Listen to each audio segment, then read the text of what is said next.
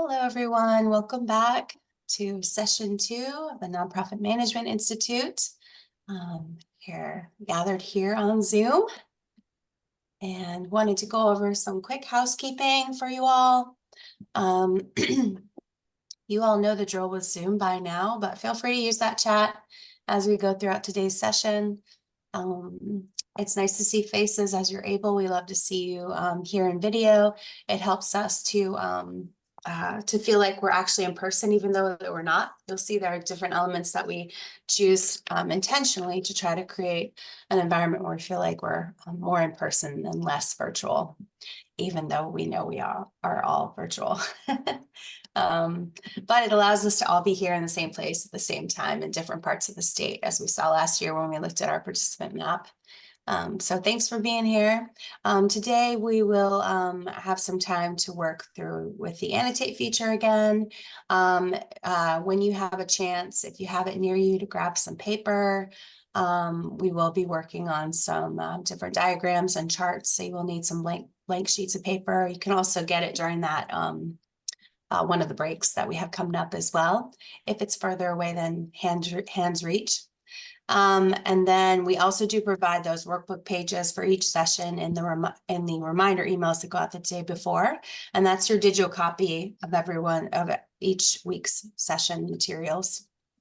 And we specifically, because we spend so much time here in these sessions, we want them to be inclusive of everything that you need to do within the series. So there isn't homework per se or that sort of thing. It's really just a chance for everybody to gather online and get through the material together. So with that, I will go ahead and pass it off to you, Lisa. Yes, welcome everyone. I hope everyone had a good time yesterday with the eclipse. I did. Thought it was very interesting. I made a homemade contraption. I didn't have the wonderful, beautiful glasses, so I made this. I Googled it and made this thing out of a shoebox and aluminum foil, and it worked. I had a nice shadow image of it, but luckily a neighbor came by and I was able to see it for real. But I was creative at first. Anyway, I know. So as you can see, our agenda is up on the board. Again, I'm Lisa Reed, the chief the chief learning officer at the center. So just to remind you, again, our breaks in sessions will be intertwined into our agenda. You can see it's pretty packed again today. We'll go through, Dr. Palmer has your results and findings, so we'll go through that in terms of the assessment you took last week. And you'll see the different areas of board governance we'll be covering today. It's a lot of information. A lot of it may not be deep down in the woods or the weeds, as they say, because it's a high level overview of the work we're going to do today. Again, as Rebecca said, this is a live interaction workshop. Please, we loved the interaction last week, so please keep it going for today and for the rest of the series. And again, as Rebecca mentioned, please make sure you have some paper, pencils, pens, markers, whatever you have around you nearby. So when we get ready to do our activities, you will have them. So if there are any further questions or any other exciting eclipse stories you'd like to tell, I'll pass it on to you, Dr. Palmer. Well, good morning, everyone, and so glad that we are able to gather together again. This is our second session, as Rebecca and Lisa mentioned. Our topic today is board governance. We're going to work through a few tasks before we get there.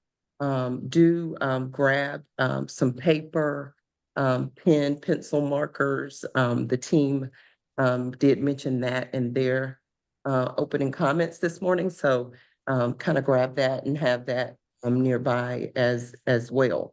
What we want to do this morning to just kind of get us started is, and if we could go to the gallery view, that would be great.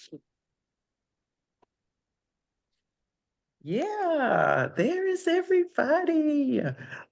Good morning. Good to see you. I am having my coffee, my first cup. I don't know if there are other coffee drinkers in the room, but that always helps me get going. Hi, Eric. I see you. See you, Lauren, and Jenny. As soon as I said that, the coffee drinkers took a sip. They grabbed their coffee and took a sip. And we appreciate those of you who are having tea or some other beverage as well. But again, good morning. I do see our president and CEO, Ivan Canada. Good morning, Ivan. Did you have any opening greetings at all, or do you want us to just keep rolling? Well, good morning. Good Yes, to I'm see not you. going to take any time away from you, Dr. Palmer. It is all yours. All right. Thank you. Thank you so much. So what I wanted to do this morning is I wanted to do just a real quick check-in. And I wanted to kind of query you to find out right now in the moment, what do you remember from last week's session? And you can pop that in the chat, or you can unmute yourself, and the team and I will let you share with us. So without looking it up, without looking at your notes, just right off the bat, what do you remember from last week's session? And team, if you would help me do a little bit of the shouting out from the chat, that would be great. What do you remember from last week? We got building versus thriving. Build, thrive, sustain. Moving Okay. from build to thrive.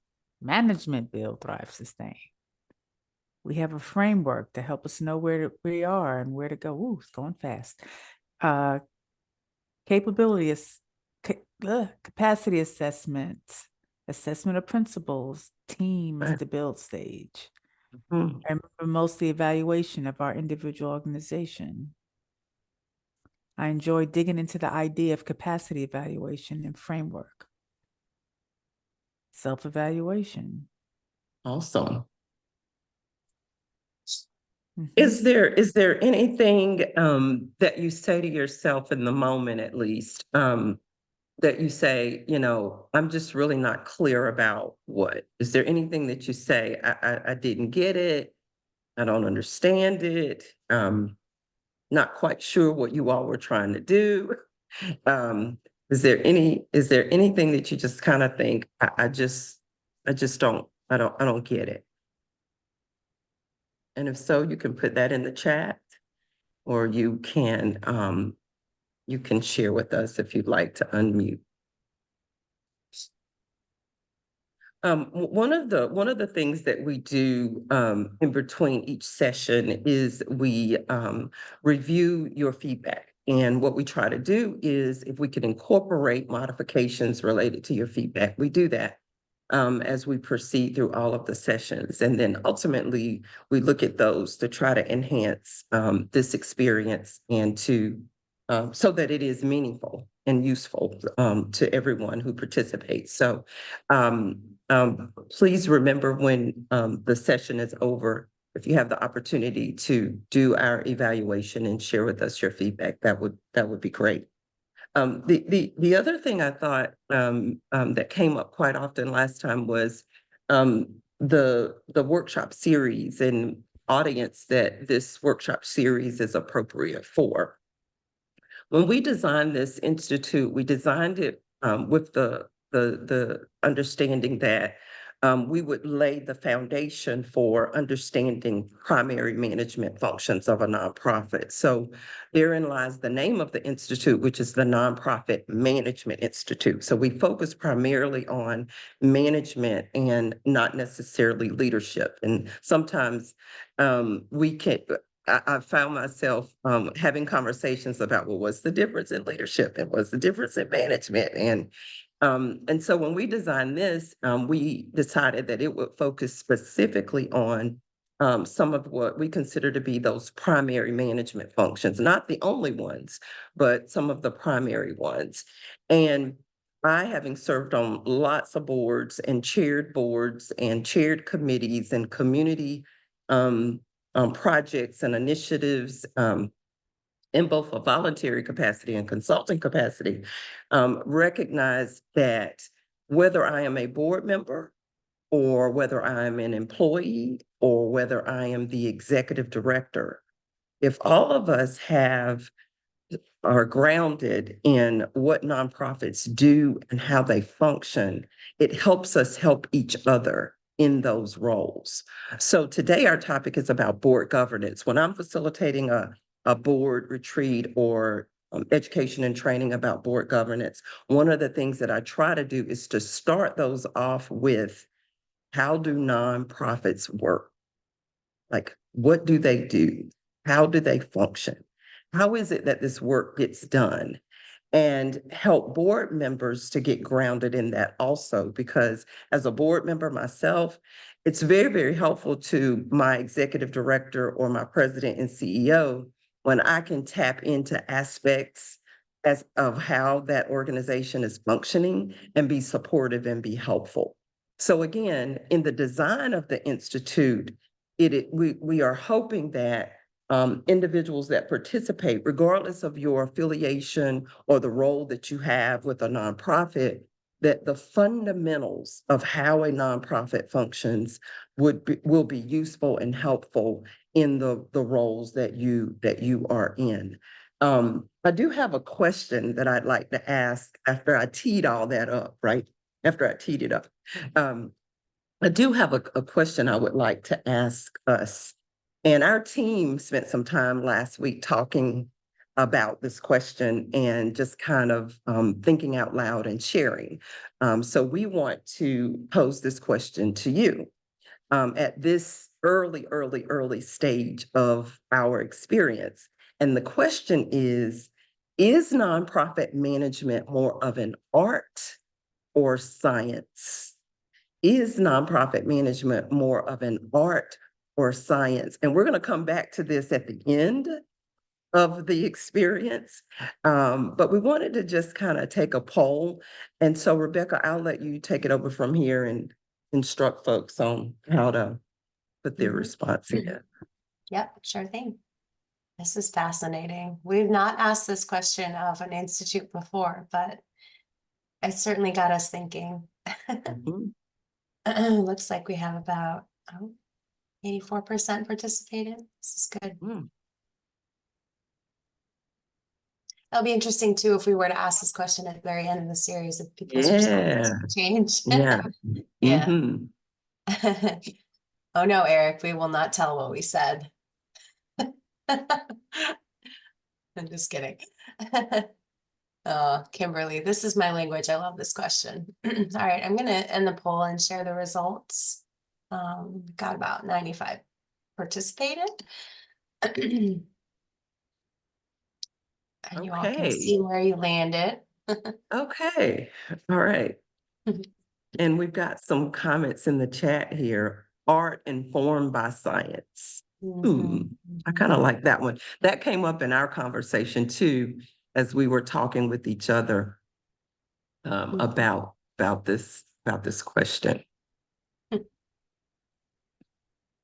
That's great. Thank you all for participating. Thank you. Thank you. So now we kind of see where we all are. 62% of us are on the art side and 30 whatever percent is on the science side, and 9% can't decide.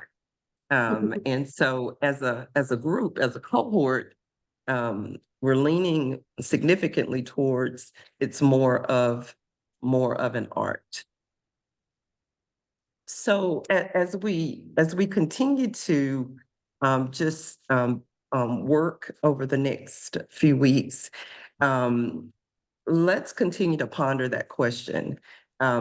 It is important, I think, to understand that there is no magic recipe. There are some key ingredients, however, that we have learned that work and that help us. I would encourage us all to continue to be patient, continue to be consistent in the practices and the principles that you are utilizing. Give your organizations time to make change and to adjust and shift as you desire. And I do believe with consistency and frequency of use of practices and principles, you'll start to see some shifting in your organization as you desire. again, how many cups of strategic planning? How many teaspoons of board governance? Or might I say, how many quarts of board governance? Not, it varies from organization to organization. And so please keep in mind that that as you continue on this journey to build the capacity of your nonprofit organization, time will tell. And I do believe time will tell in a positive way in terms of your organization. The next thing that we want to do, unless there's someone who wants to unmute and want to add a voice to the space. No, we're good. Okay. We are going to shift and go into breakout rooms. And we want to lift up our topic for today. Our topic for today is board governance. And so as a little bit more of doing introductions between us, we're going to have you go into breakout rooms. And we want you to share one, and if you have time more, but at least one best practice related to board governance that's going well on your current board. So one thing that you can think of that you say, this is going really well, glad we did it. And we're asking that to share that with your colleagues. You're going to have about 10 minutes in this space. Be sure to introduce yourselves. And of course, we have our names on our windows, but also sharing what organization you represent. And we'll keep building in ways for us to get to know each other. There are a little over 50 of us in this cohort. And so we want to try to have you to connect in various ways so that even beyond the Institute, you've established some relationships. So Rebecca, I'm going to let you take over from here. Yep, thank you, Dr. Palmer. I'm gonna open up the rooms and I'll put the question into the breakout room session chat, so you'll be able to have that in front of you. And then, as always, if your group hits a stumbling block or has a question, you can always leave the breakout room. Just remember what room number you're in so I can put you back in, but feel free to come back to the main room if you need to at any point. And we have the timer set for 10 minutes. So we'll see y'all back here in 10. Thanks.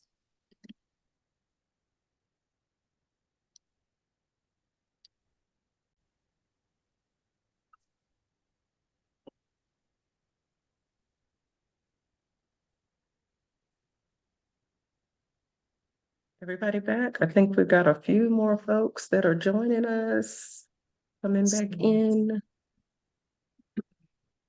10 more seconds if there's any stragglers. Yep, we have a few folks that are finishing up. Yeah. Mhm. Okay. All right. Yeah, we should get back up to around 50. Okay.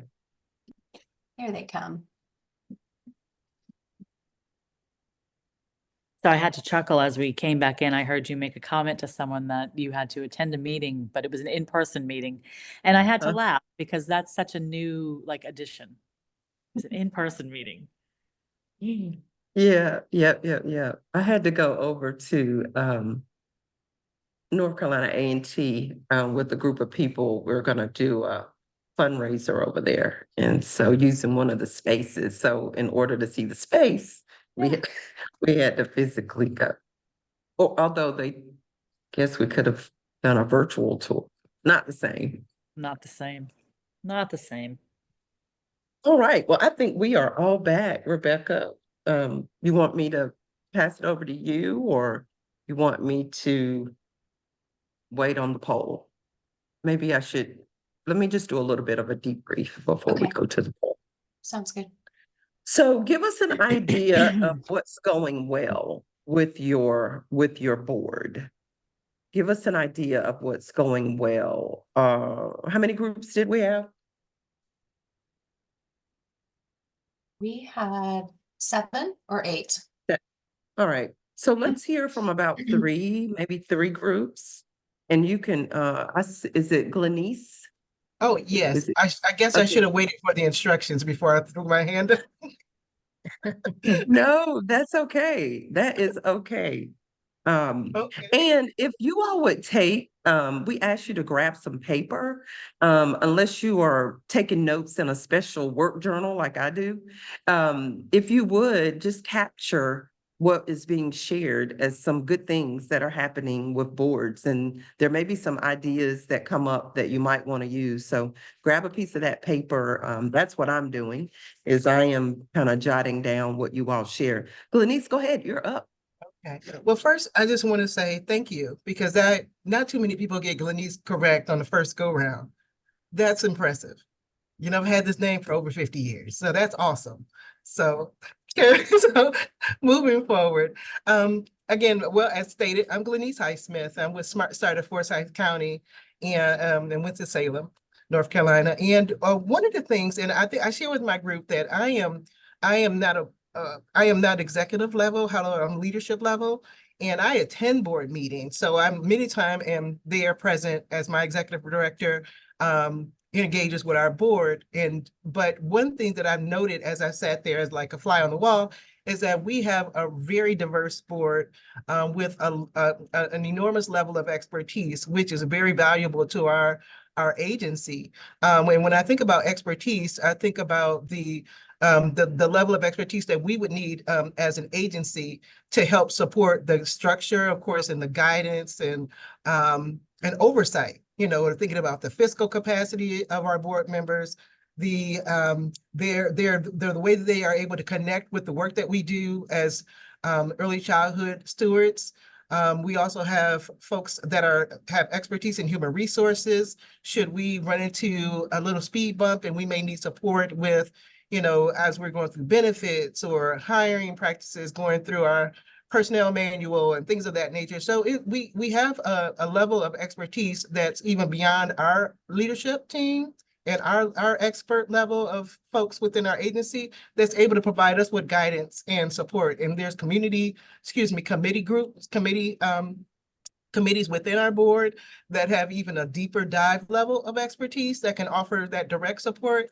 And that is so helpful. And I think that's really a strength of our board. All right, thank you. Awesome. Thank you so much for sharing. Anybody else? And I've jotted those things down. And we'll come back to some of that in our literature and information today. Anybody else? Sure. Mhm. Sure. So hi, my name is Tina Jandro. I've had an opportunity and actually multiple to both sit on boards, to run a board, and to be an executive director. So I've kind of seen it from both sides. And one of the things that we've implemented with our board that I really love, and it has created a very dynamic and responsive environment. And we do blue sky sessions. We don't do them every month. But we, you know, like every 15 months or so, we do a blue sky session where we sit down and we say, what could, what should, and what are we not? And, you know, we start off really, really broad and we bring it back into something that's realistic for, you know, an agency that doesn't have an open wallet and, you know, an unlimited bank account. But what that's done is that has allowed us to step outside of what we always do and what we do well, into what we haven't always done, but maybe is needed, and has allowed us to actually, you can kind of see some things here. I mean, these projects are part of a blue sky. We literally sat on a porch. Unfortunately, with COVID and whatnot, it was towards, you know, the end of 2021, but we sat on a porch and designed an entire 14-acre parcel to attack, and I'm Wow. going to use that word, it's a strong word, but to attack multiple problems at the same time in the most community-centric way we Mm. could. That would not have happened if we had not purposely broken out into what we call blue skies, because we weren't talking business, we weren't talking budgets, we Mm. weren't looking over agendas, or, you know, financial reports, directors' reports. We do that every month. You know, that's what we do. Mhm. But this was an Mhm. opportunity for us to sit comfortably. It was a 7-hour event. The first time we did, the second time we did it was over 2 days, so it felt more like a retreat. But these were significant hours that our board was willing to commit to thinking, how can we do this better? And what are we not doing? Wow. Thank It was you. pretty, Thank you. yeah, it was pretty awesome. Thank you so much. Thank you. Eric, I see your hand. Thank you for sharing, Tina. How unique. My pleasure. And Yeah. at some point, I think some of us are a little bit curious maybe of the tenets of a blue sky session. Oh, Um, absolutely. we There's can- all we can- kinds of structure on that. All right, we'll come back to that, but if you would just keep that close by. Okay. Because I may have you chime in with us as we proceed. Thank you. Yeah, you for that. absolutely. And I stole that one also. I wrote that in my notebook. Thank you for sharing that. That is a brilliant strategy. My name is Eric Belser. I'm the executive director of the Rick Herrema Foundation out of Fayetteville, North Carolina. What I think our board is doing very well is we've set a cadence for some meetings and not necessarily having everything crammed into our board of directors meetings that are mandatory and quarterly, and really setting that intentional time and keeping it safe, keeping it as a container to work on more strategic level initiatives. We've implemented an executive committee monthly meeting. So that's a little bit more the management and down and in, but there's still some strategic functioning to it. And then I've also had a board chair meeting set up on a weekly cadence as well. So there's time, intentional time set for these different carved out times that I value very much so, but I don't want to waste time talking about something when I have all the great minds together and I love the blue sky meetings. That's a perfect time for the whole team. Like, hey, let's set some intentional time. 10 minutes, power 10 minutes. Let's what should, and why shouldn't I? Thank you. I appreciate that.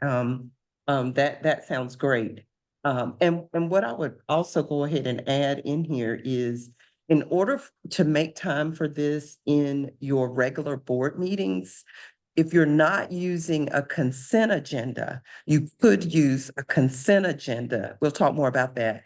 You could use a consent agenda, and that will free up some time in your actual board meetings. Bethany, I see your hand.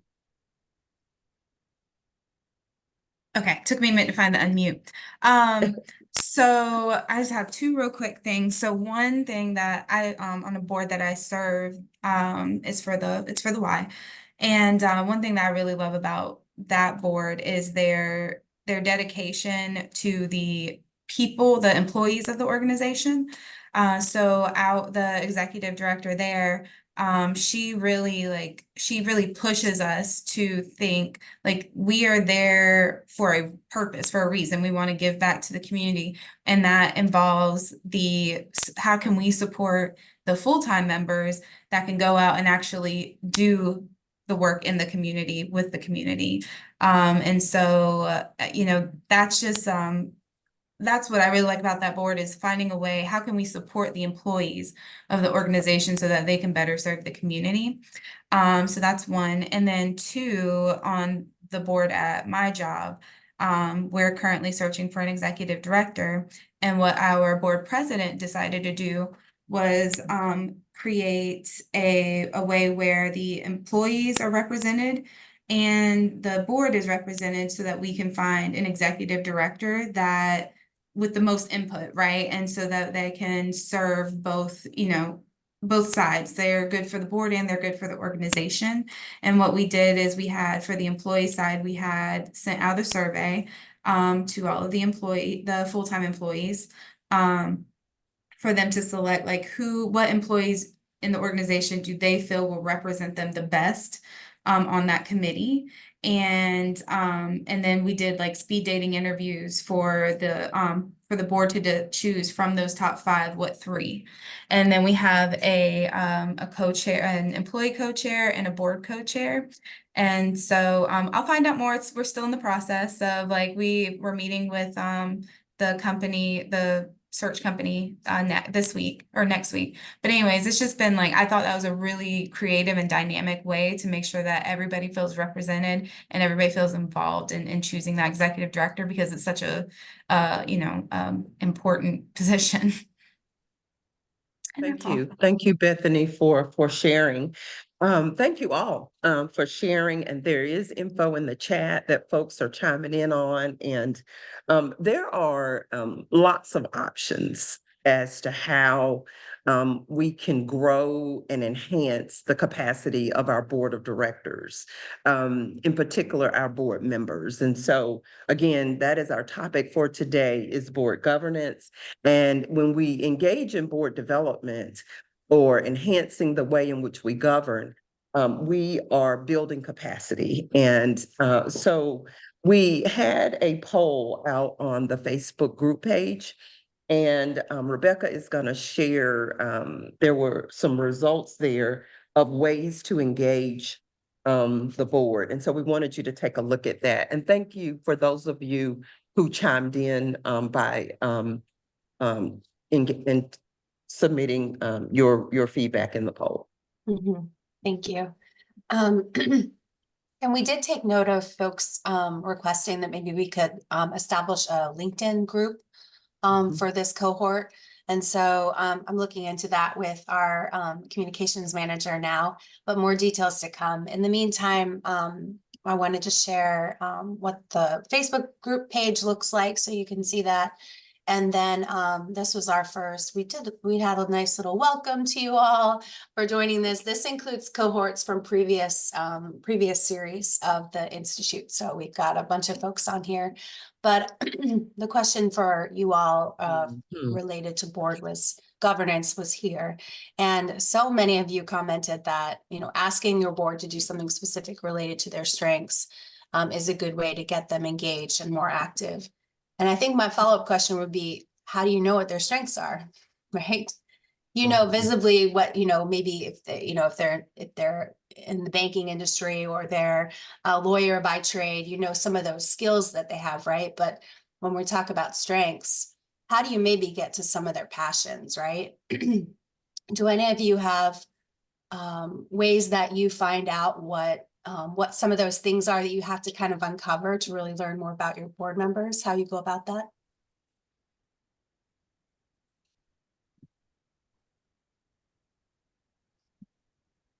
How do you know? How do you know if you don't ask? We have a packet. We use a skills matrix that Great. people fill out and then also interview. Great, great. I think it really does come down to it being relational, right? Getting to know them, having them get to know you and your staff, for sure. Any other techniques you all have for finding out what your board members' strengths are, passions are, interests are?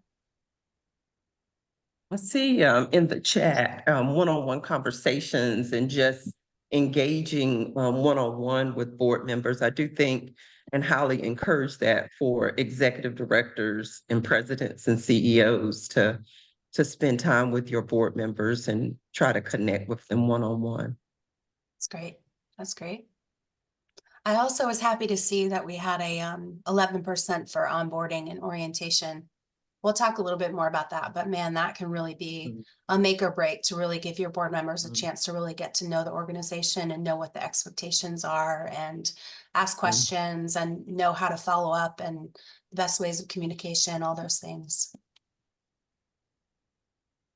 Thanks for commenting. Thanks for putting things in the chat. It's really helpful for people of different types of learning modalities to see things in the chat, to hear things, to get to do things in breakout sessions. So I'm happy to see all of those modalities coming through here. This is Michelle.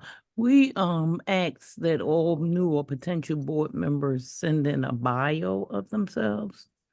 So that's helpful in getting to know them and their passions and their work. That's great. That's great. I see a note here. Can we get a copy of an example of a skills chart? We can make note of that and see if we have something in. Our members have access to something called Info Central on our website. It's like a free resource library. And we can see if we have something in there that might be along those lines. But if any of you have a skills chart you'd like to share or a skills matrix, feel free to put that into the chat if you can upload it as a document.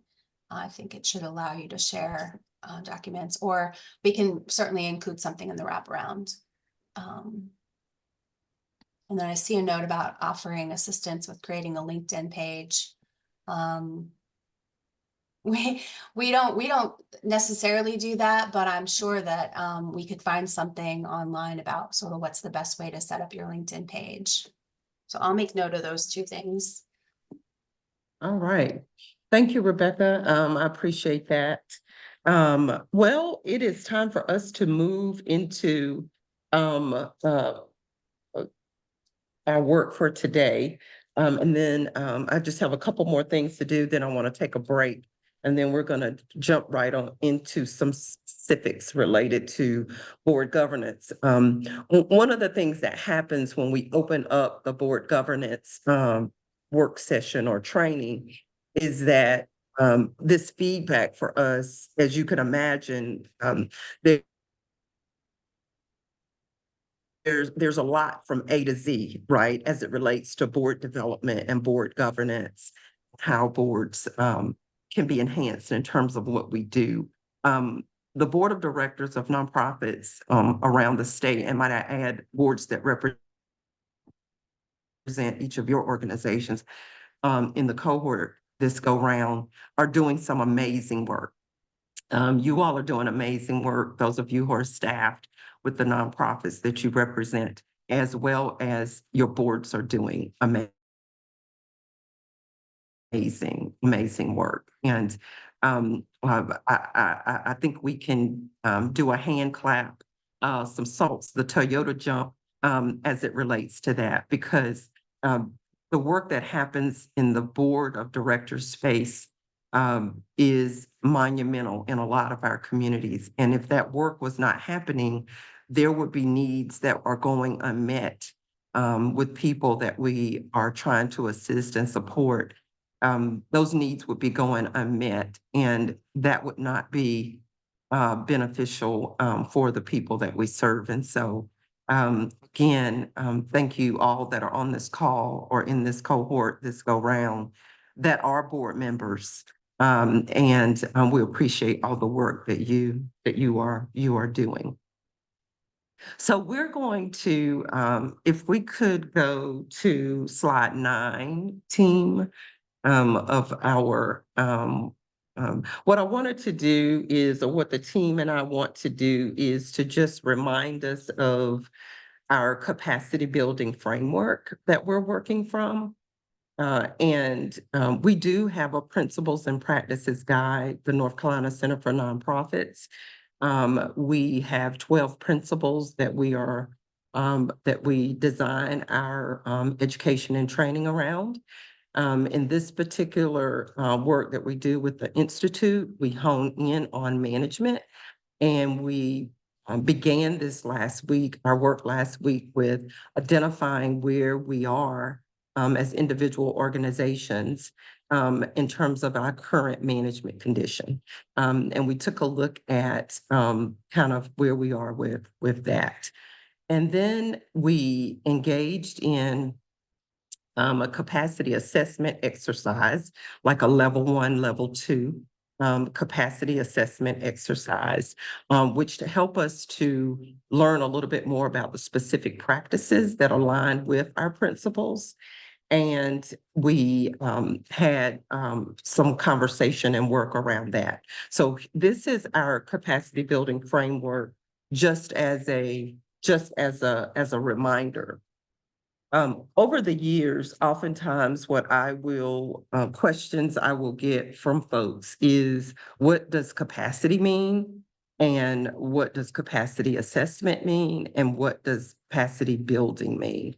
So in your workbooks, on page 84, we have outlined what these concepts mean for us as we are learning and working on building our organization's capacity. So we can go to the next slide.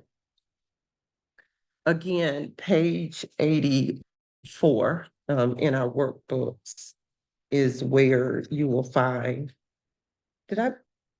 page 84 is where you will find the definitions for these. So let's just take a minute. I wanted to just kind of share with you kind of how we have framed or how we explain what these concepts mean. When we say capacity, or when we utilize the capacity, looking at the capacity of nonprofits, we identify this as being the nonprofit's ability to manage growth and development. And so that's kind of the focal point here. It is, what is our ability to manage growth and development? In terms of assessing capacity can have both a quantitative and qualitative approach. If you're using some type of an instrument to help assess capacity, some of those instruments will leave us with quantitative results. And then there's some tools that are available whereby we can get some qualitative findings as a result of assessing capacity. So when we're assessing capacity, we're assessing where we are in terms of our growth and development. And it is a process. It's a process of reflection. It's also an examination for us of the current management condition of a nonprofit.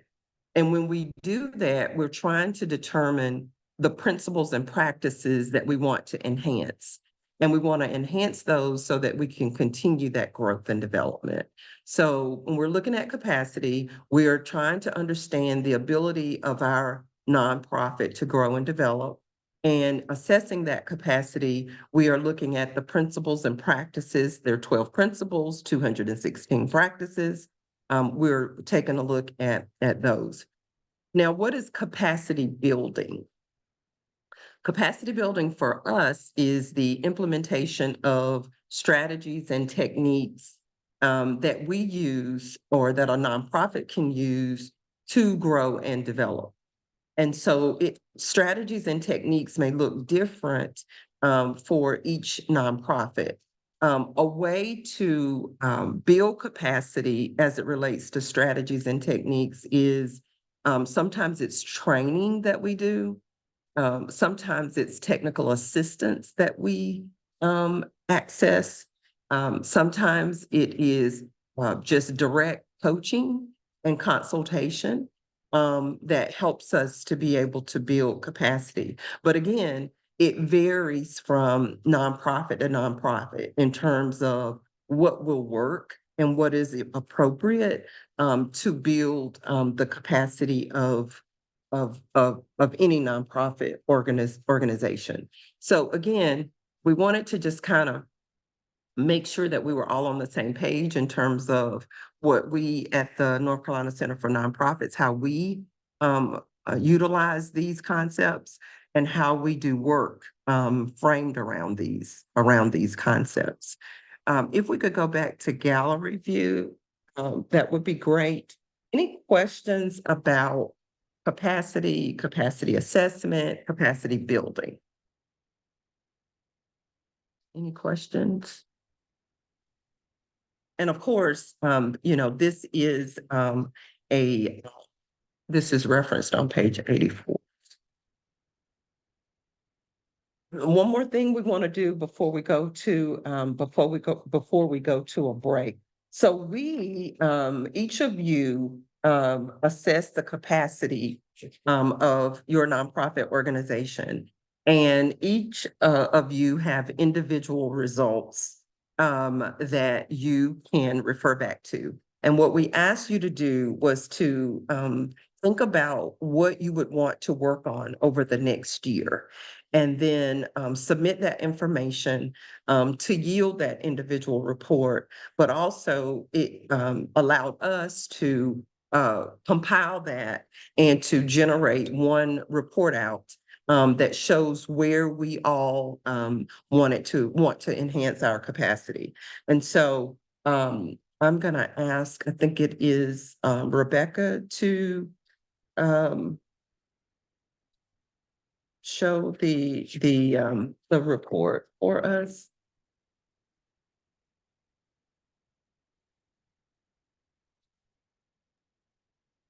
Did you ask to see the report shared? Yes, I didn't know if we wanted to do the, Mhm. if we wanted to just show the report, Sure. kind of pop that up. And then we're gonna get some feedback in the chat. Okay, sounds good.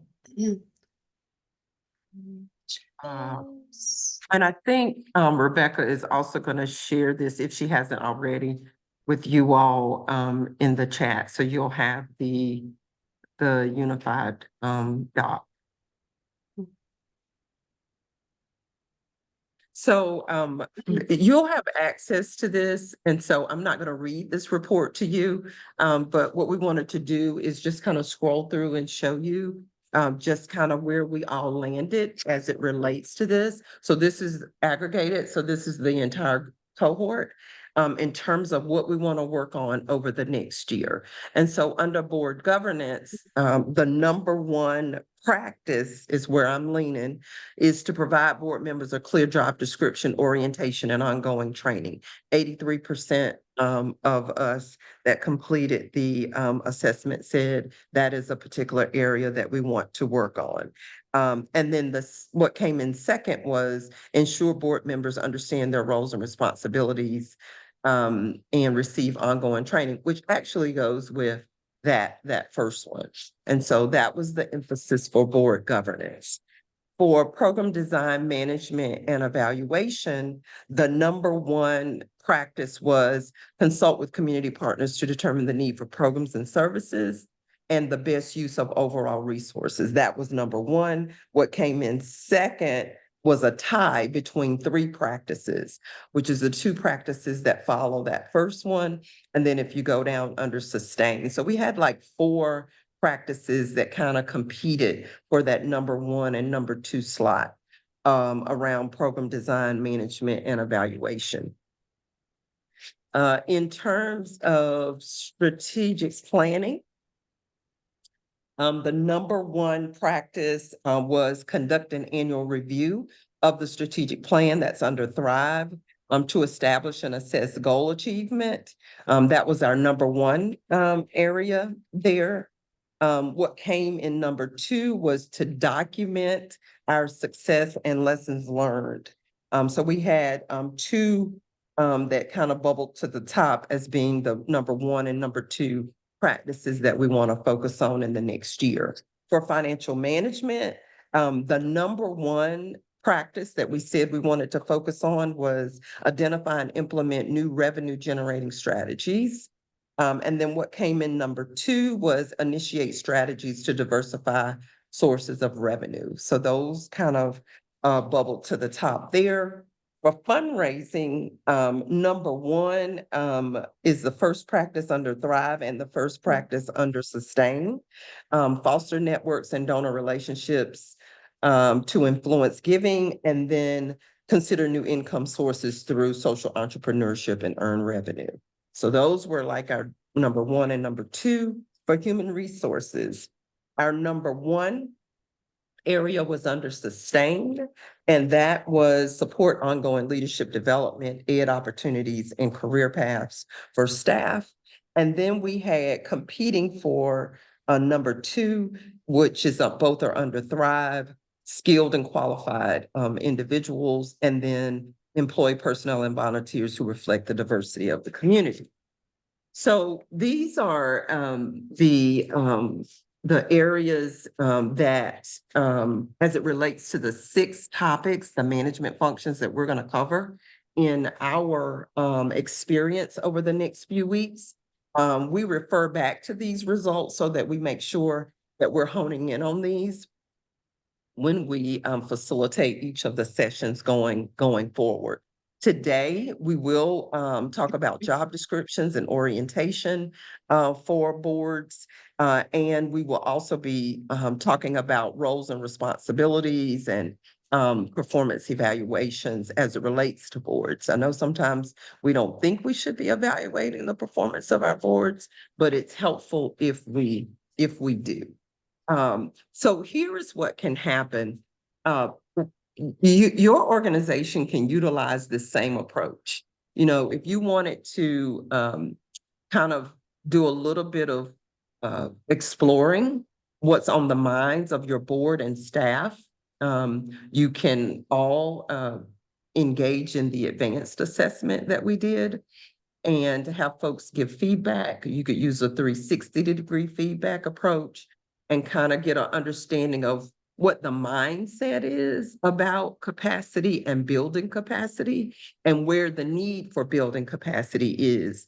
I know sometimes we jump in and start building capacity without necessarily getting the feedback from the staff and from the board. And so I do think it's helpful when we do that because they get to chime in on what kind of work we're going to do going forward. So we can go back to the gallery view now. And I don't know if there are any questions about the approach that we take here, or if there are any comments about the results that you saw.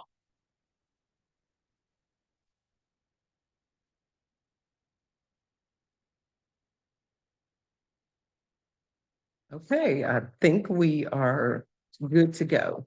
So moving into our first or second topic, that first topic was about capacity, assessing capacity, and beginning to develop a plan to build capacity.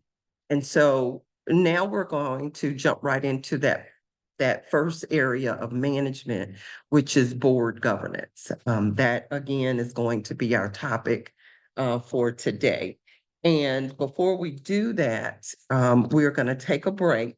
But while you're on break, grab a piece of paper. Hopefully you've already got a couple of pieces of paper beside you or near you, markers, pencils, that type of thing, some writing tools, because we're going to be utilizing that as soon as we jump back into our work.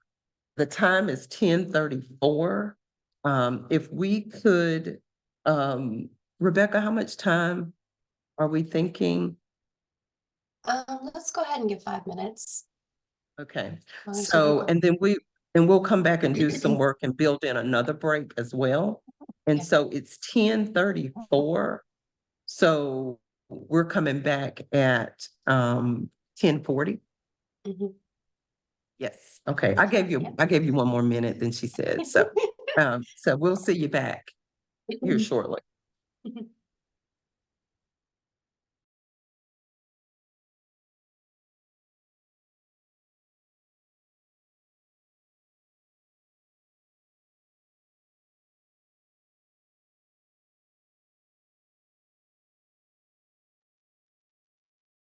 Welcome back, everyone. Hopefully,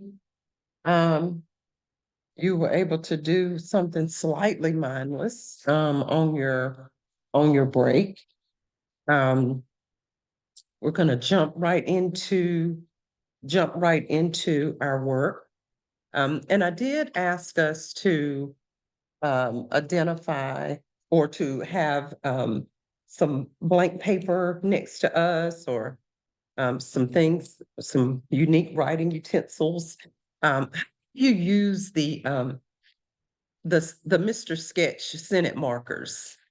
Are those not the best ever?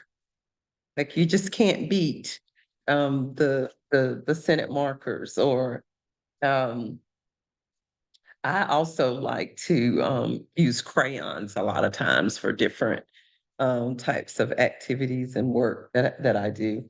But at any rate, so what we want to do is we want to spend some time talking about the board of directors as one unit, one entity. And we also want to spend some time just talking about the board member. And also let me add, our work today related to board governance is probably going to feel like, which it is, it's a significant amount of information out. We do have you doing a little bit of hands-on work, but a lot of what we cover in this as it relates to this topic and this management function is specifically kind of comes from it. These are the facts, so to speak. And so while we've got some hands-on work that we're doing, it's not as much as you'll find in next week's session when we do program design, management, and evaluation. That entire experience is us kind of putting our hands to work and thinking about how to design, manage, and evaluate programs. But for board governance, we have quite a few handouts in your workbook that we're going to be referencing. So I just want to go ahead and give you a heads up there. Quite a bit of information out today.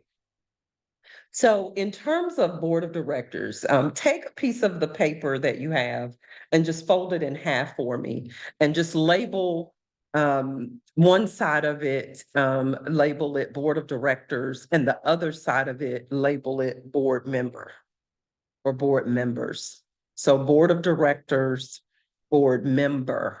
And again, what we want to spend some time on just at the onset of this topic is creating a level or degree of understanding around the board of directors as one unit, as opposed to the individual board member. Once you have that, what I'd like for you to do is I'd like for you to define or describe for us how, or to write or describe for us how you define a board of directors. So you've got one side titled board of directors, you've got one side titled board member, and we are asking you to define or describe a board of directors in that space, and to define or describe a board member in the other space. And I'm just going to give you a few minutes to do that.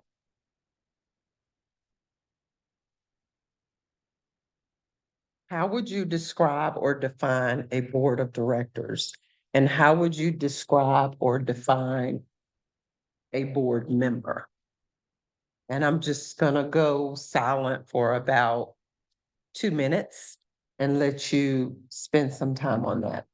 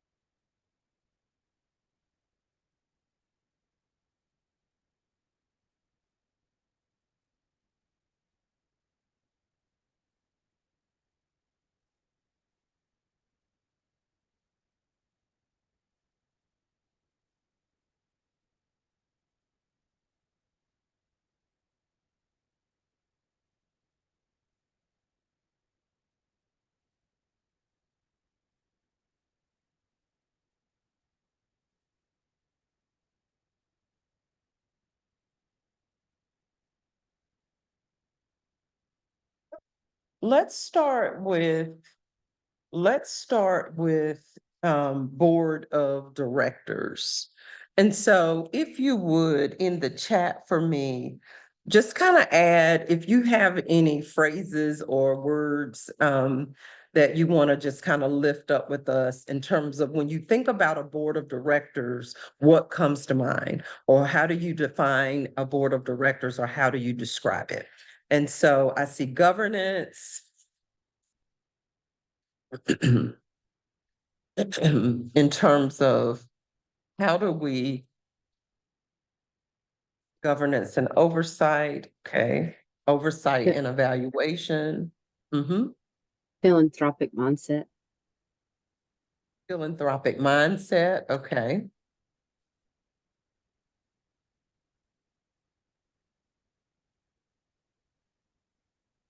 Governing body, strategic oversight, ensuring compliance, stakeholder groups. Okay. Various stakeholders, fiduciary. So here's a couple of things I'd like to kind of lift up. If you were to go out and do some research and just start researching board of directors, you're going to see two words populate: governance and oversight. Governance and oversight. And when we think about oversight, it is those things that we engage in as a nonprofit organization's board that is lifting up the interest, INTERESTS, interest of that nonprofit. So the public relations, having a good reputation in the community, partnering and in some cases advocating around what our mission and what our purpose is. And so oversight tends to lend itself to that type of work that the board does. The governance aspect is more in alignment with our institute's focus, which is the management of the board and how the board contributes to managing the nonprofit organization. So legal compliance is one of those things. There are some things that as a nonprofit organization that we are expected to do every year. And some of those things that we are expected to do every year requires the participation and engagement of the board.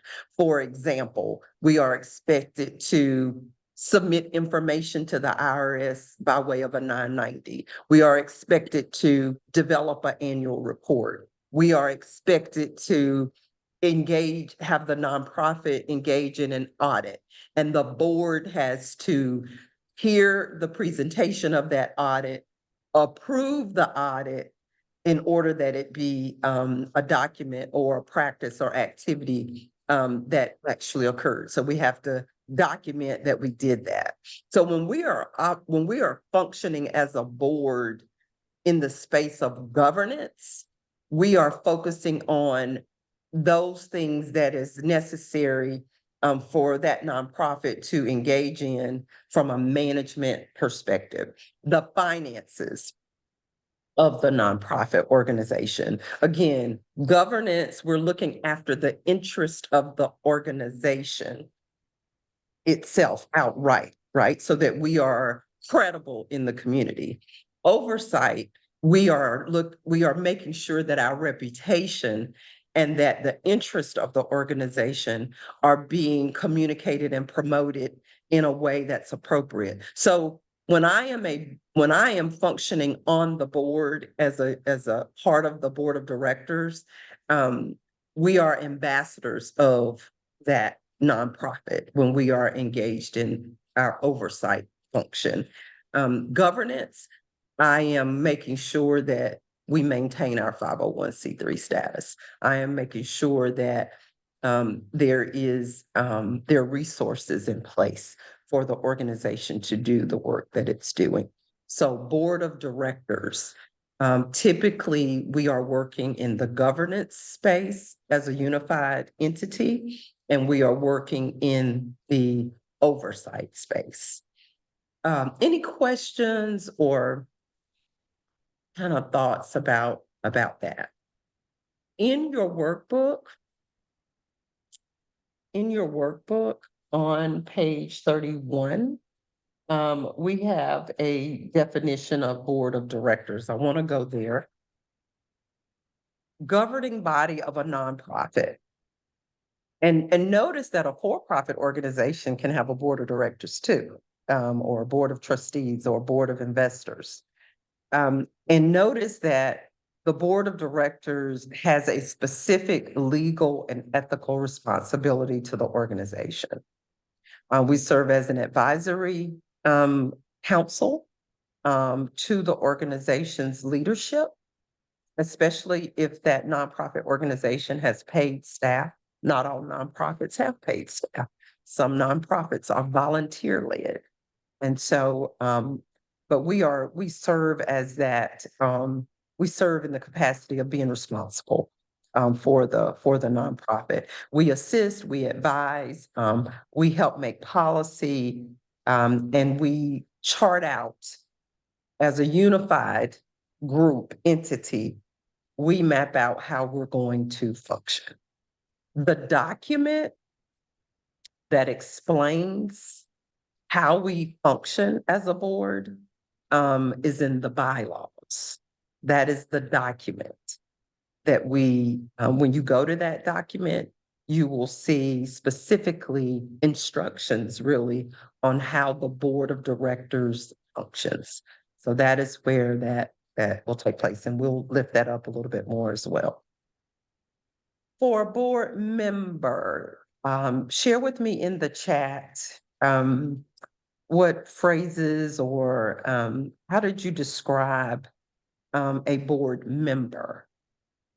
So individuals that serve, intentional effort, knowledgeable,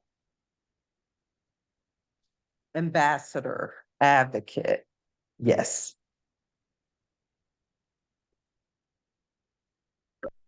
Giving and fundraising, representation, ability, capacity to volunteer. So again, as an individual board member, I do have to be mindful of how I show up in different spaces. And I do have to be mindful how I show up in general, because I'm always representing this nonprofit. I am always representing this nonprofit. And so I should be mindful of how I show up when I'm outright engaged in something that's related to the nonprofit board that I'm a part of. But I also should be mindful in terms of how I show up in the community as it relates to being an individual board member as well. Because my responsibilities or the way in which I navigate or maneuver in my community, good, bad, or indifferent, could very well show up in the context of the nonprofit that I represent. So it's important to kind of keep that in mind. We are spokespersons for the nonprofit that we represent. You know, sometimes we're engaged in working in our community and folks are asking us questions about the nonprofit that we serve. And so we should be up on the latest in terms of what's going on with our nonprofit organization. And so if you look at page 31, again, there is a definition of board member.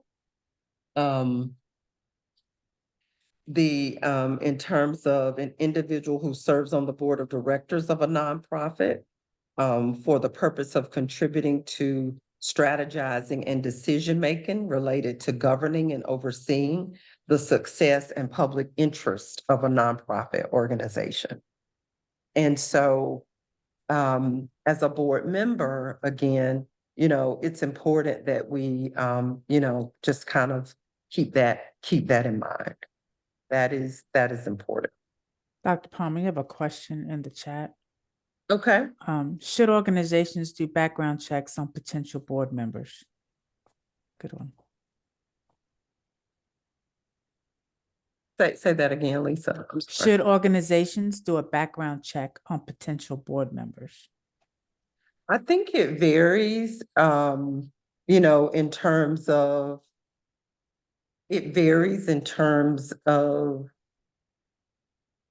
how the type of work that that nonprofit does.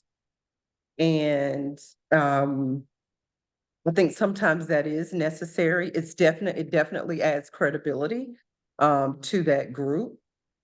And, to that process and to the nonprofit in general, when we can say that we've done that, it's not always necessarily, a requirement.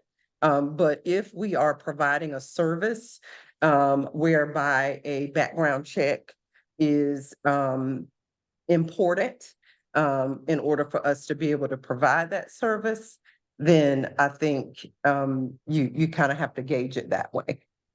It's not a mandatory thing, but definitely, it's something that we can do.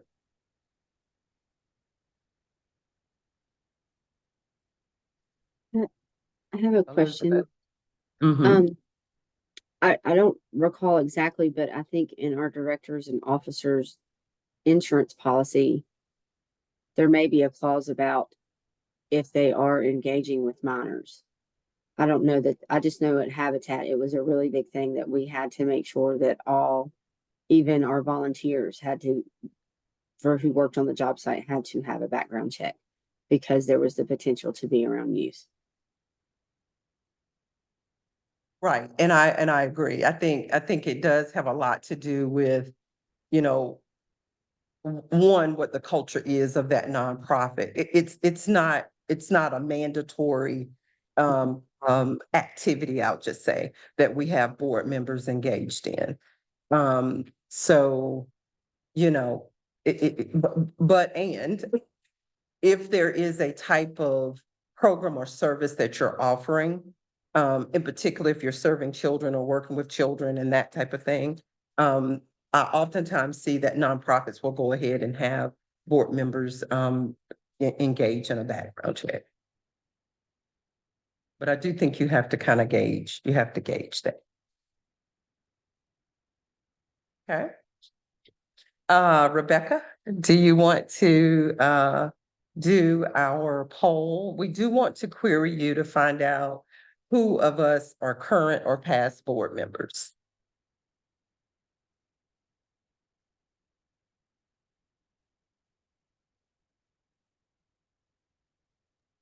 Okay, so this poll is going to ask you if you're currently serving, if you've served in the past, you've never served, but you would like to one day, and never served and don't plan to. And I'm sure there's more to that one. Got about Is 70. this question asking for the organization we're representing, or do we just serve on a board in general? This is for you personally. It could be for the organization that you're a part of now or a different one. Maybe you were on a board for a different organization in the past. So Rebecca, excuse me, what do you want us to choose if we're currently serving and we've served in the past? Just choose the currently serving too. Good question.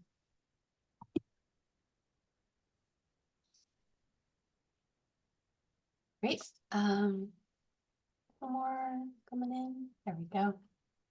All right, I'm going to end the poll and show results. So it looks like our highest percentage is currently serving, 43% of you. And then just after that is never served but would like to one day, 32%. And 18% served in the past and 7% never served and don't plan to. That's self-preservation. Currently serving, Yeah. served in the past.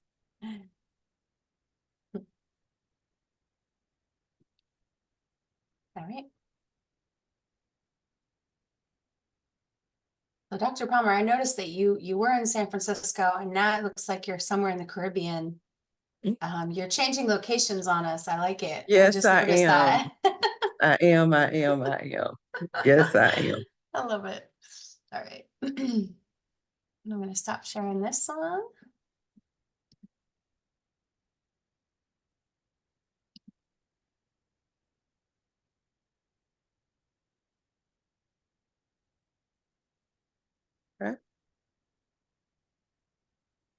In your, so as we are thinking about serving on a board, is there any quote that comes to mind for you, or is there any phrase that comes to mind for you as to why you or me or someone that you know serves on a board? And I think we were going to try to use the whiteboard with the annotation feature. So Rebecca, and then I'm going to pick up the pace a little bit once we kind of engage here. So here we go with using another feature of and we might have to give some folks a little bit of guidance on this. Yep. So I see y'all moving your cursors around. You want to go ahead and select the text with the T in the left-hand bar. Hopefully you can see that.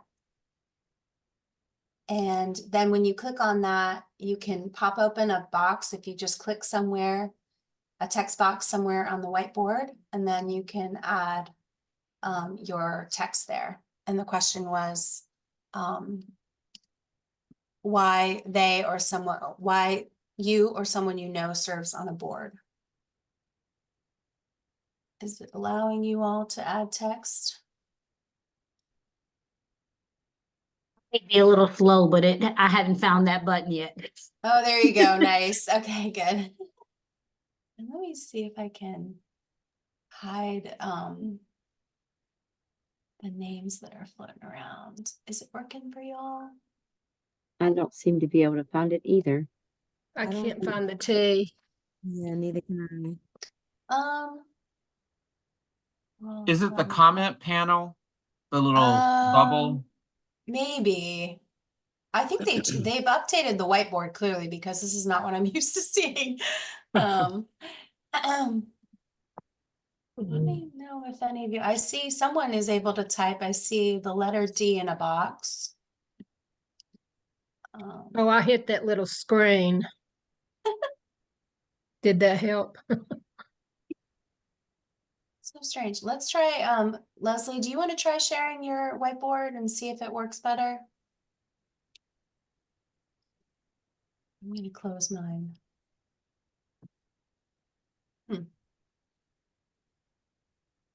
So yeah, it should pop up. Like I see a little bar in the left that has a bunch of different options. And if I click on text, let me see if it'll let me add something. Hello. It's mine flashed up. The owner of this whiteboard only allows sharing with users within the same organization. Oh, So I'm weird. not sure if Okay. that could be anyone else's issue. Yeah, it could be a setting that we just haven't figured out how to update. But Well, I why don't see- yeah, I was able to put hello in there, and it looks like someone else, maybe from our organization. We'll look into that. We'll try to figure out what's going on there, but feel free to add in the chat instead. Yep. Yep. That's a great way to and then we'll close out the whiteboard for now. Sorry about that. Blessed is he I'm who- sorry, in all the hubbub, I forgot the question. What are we supposed to do? So we were looking for your response back in terms of a quote that might be symbolic of why either you or someone you know serves on a board. And so that was kind of that was the focal point there. And we've got some comments there in the chat. Blessed is he who plants trees under those shade. He will never sit. Be a part of the change you want to see, giving back, engaging with my community, passion. You are the one you've been waiting for. I've known folks that join boards because of an altruistic desire to enact the organization's mission in the community. So lots of different reasons why folks serve on boards. And what I would also say is that it is, you know, I always try to give just applause to folks who give of their time and just treasure and talent to serve on boards. I think all of us know and realize that as nonprofit organizations, we definitely feel some tremendous gaps as it relates to the work that we do in nonprofit organizations. I want to shift gears here. And I want you to write down these 5 things for me. And team, if we could put up slide 16, I want you to write these items down for me.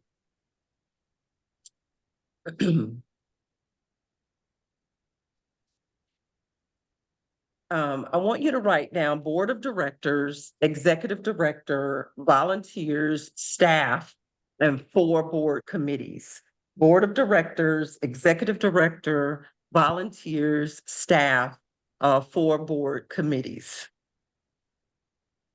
And if you remember when we began to talk about this today, I pointed out the fact that it is common for me when I'm doing board training and development, that we start with trying to at least understand or communicate how nonprofit organizations work in general, so that boards of directors and individual board members know how to place themselves in the larger organization. We're going to use these items for an exercise. So board of directors, executive director, volunteers, staff, and 4 board committees is where what I want you to write down. I'm going to give you like another 15 seconds to write these down.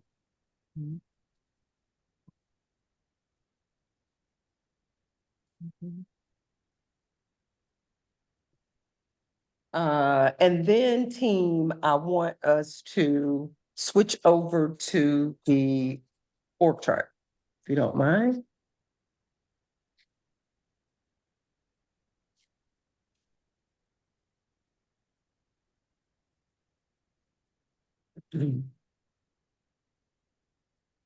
Switch over to the org chart. That's good. And I want you to take those items that you wrote down. You wrote down board of directors, executive director, volunteers, staff, and 4 board committees is what you wrote there.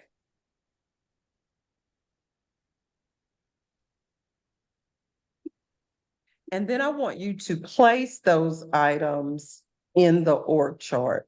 Can we make it just a tad bit smaller, team, just so we can, there we go. There we go.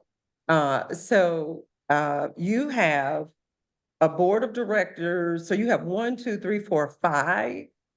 And if you count the 4 board committees, you have 8. So you have 8 different kind of spaces that you're filling in.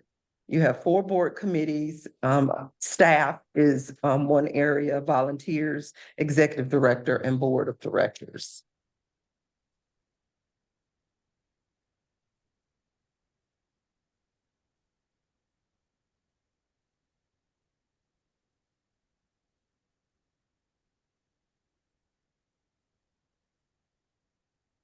Okay.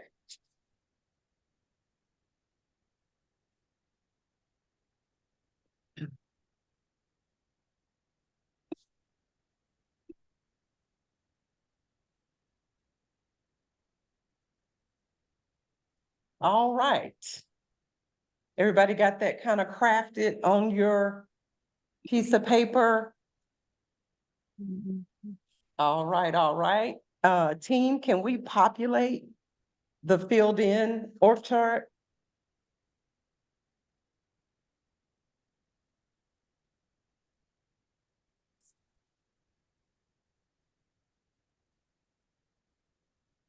Give us 1 second. We're going to pop that up on the screen. And then we want to gauge how well did we do.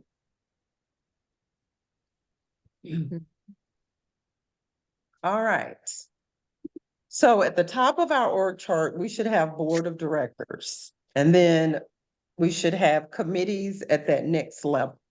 Now, keep in mind, again, your board of directors and the way that they're structured, the board of directors is the governing entity, and we can find out how a board operates in our bylaws. So we should be updating bylaws as needed. Then there are committees. You could have more than 4 committees, but in this example, we have 4. So those committees could be program committee, fundraising committee, human resource committee. It just depends on the type of committees that are established for your nonprofit. Then we have the executive director, and the executive director works in partnership with the board. Notice the line from the board of directors org box down to the executive director org box.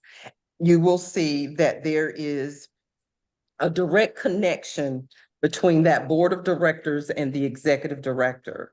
Now, here's what we also know, oftentimes I engage in conversations with folks around hierarchy and nonprofit organizations having a traditional org structure that is hierarchical and how that might not align with specific missions and visions and purposes for some nonprofits. Know that this is one way in which your organization can be structured. It is not the only way. This is one way in which your organization can be structured. But what I do want to point out here is that the board of directors oftentimes is representation of the community. And so the community then is a part of decision-making as it relates to a 501c3 organization. Executive directors or president and CEOs are hired to lead and manage those organizations. And so therein lies kind of this way of visually seeing how this works. We do know that there are some nonprofits in their decision-making don't necessarily use Robert's rules, and they don't necessarily use a more traditional way of decision-making. They might use consensus, or they might use another way of doing that. So know that this is not the only way, but this is the way that we're using this way to kind of illustrate the relationship between these entities. Notice that the staff and the volunteers are working together with the executive director. The executive director is responsible for ensuring that there is accountability in terms of staff and what they do, and accountability in terms of volunteers and what they do. And so, again, this is in essence, when you think about our responsibility to reporting back to the Internal Revenue as to how our nonprofit has fared over a particular year by submitting a 990 document.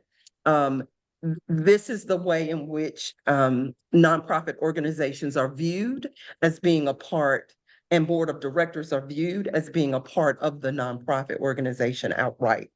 And so come back down so we can kind of see again, kind of how we've got this structured. And then we can go back to gallery view. Tell me how you did. How did you do? How did we do? Everybody good? Good. Now, again, this is a fundamental kind of aspect of nonprofit organization boards and how they fit and how they function and how they are a part of a nonprofit organization. In terms of just kind of thinking about board of directors and then individual board members. We highly encourage working in committees or some type of structure where board members can participate based on their interest, based on their passion, based on what drives them to be a part of your board. We do want board members to have another way of being engaged, not just by serving on the board outright. So that is important to pay attention to.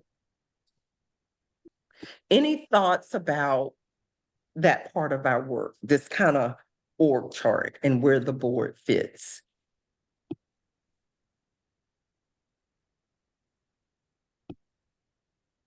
we are a new startup. Could you talk about I have a quick utilizing? question.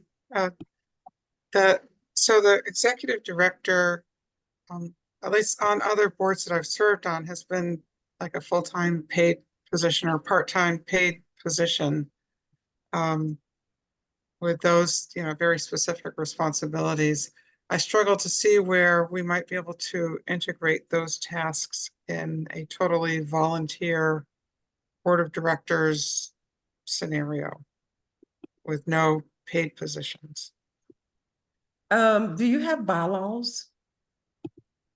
Barely, Okay. not to that effect yet. Are you a 501c3 as confirmed by the IRS? Yes, as of last Wednesday. Okay. When the folks who started your nonprofit submitted the application for the 501c3, you had to attach the bylaws. Yes. Okay. So you are minimally, I don't know what's in those bylaws, but you are minimally expected to align with those bylaws by the IRS.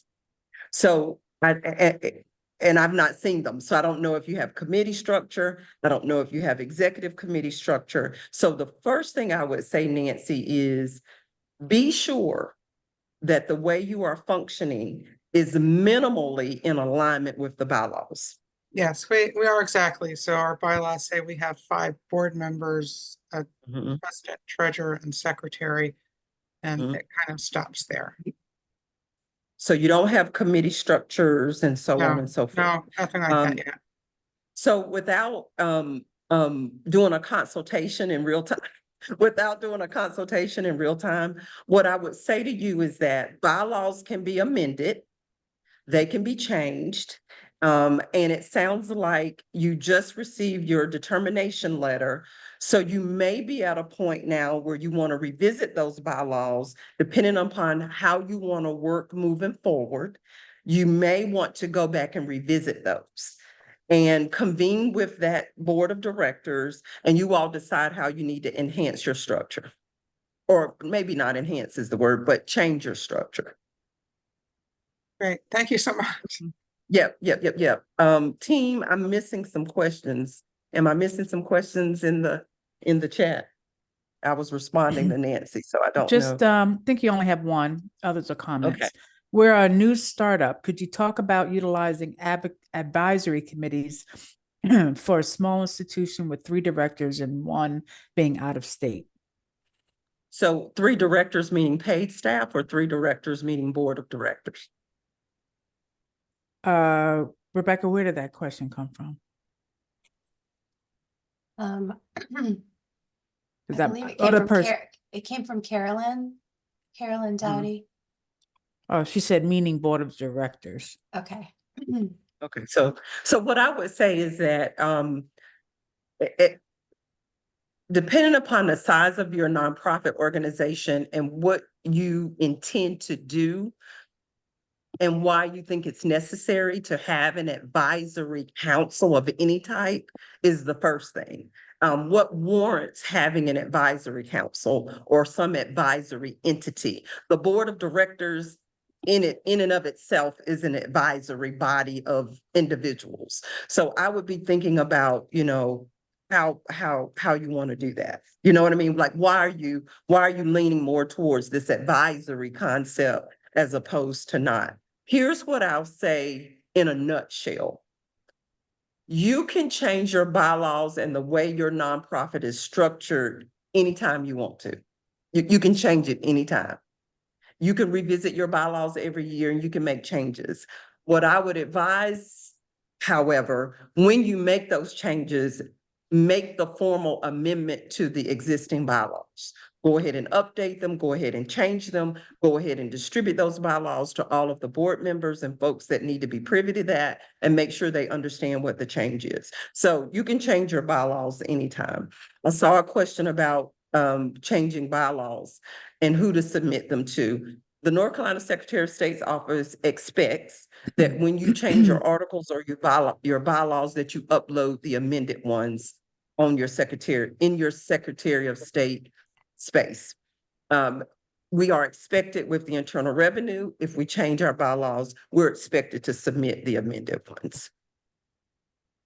Dr. I think Palmer, I I got- don't know. Yeah, you did. I just wanted to throw this in here if you want to talk about this or not, or raise it.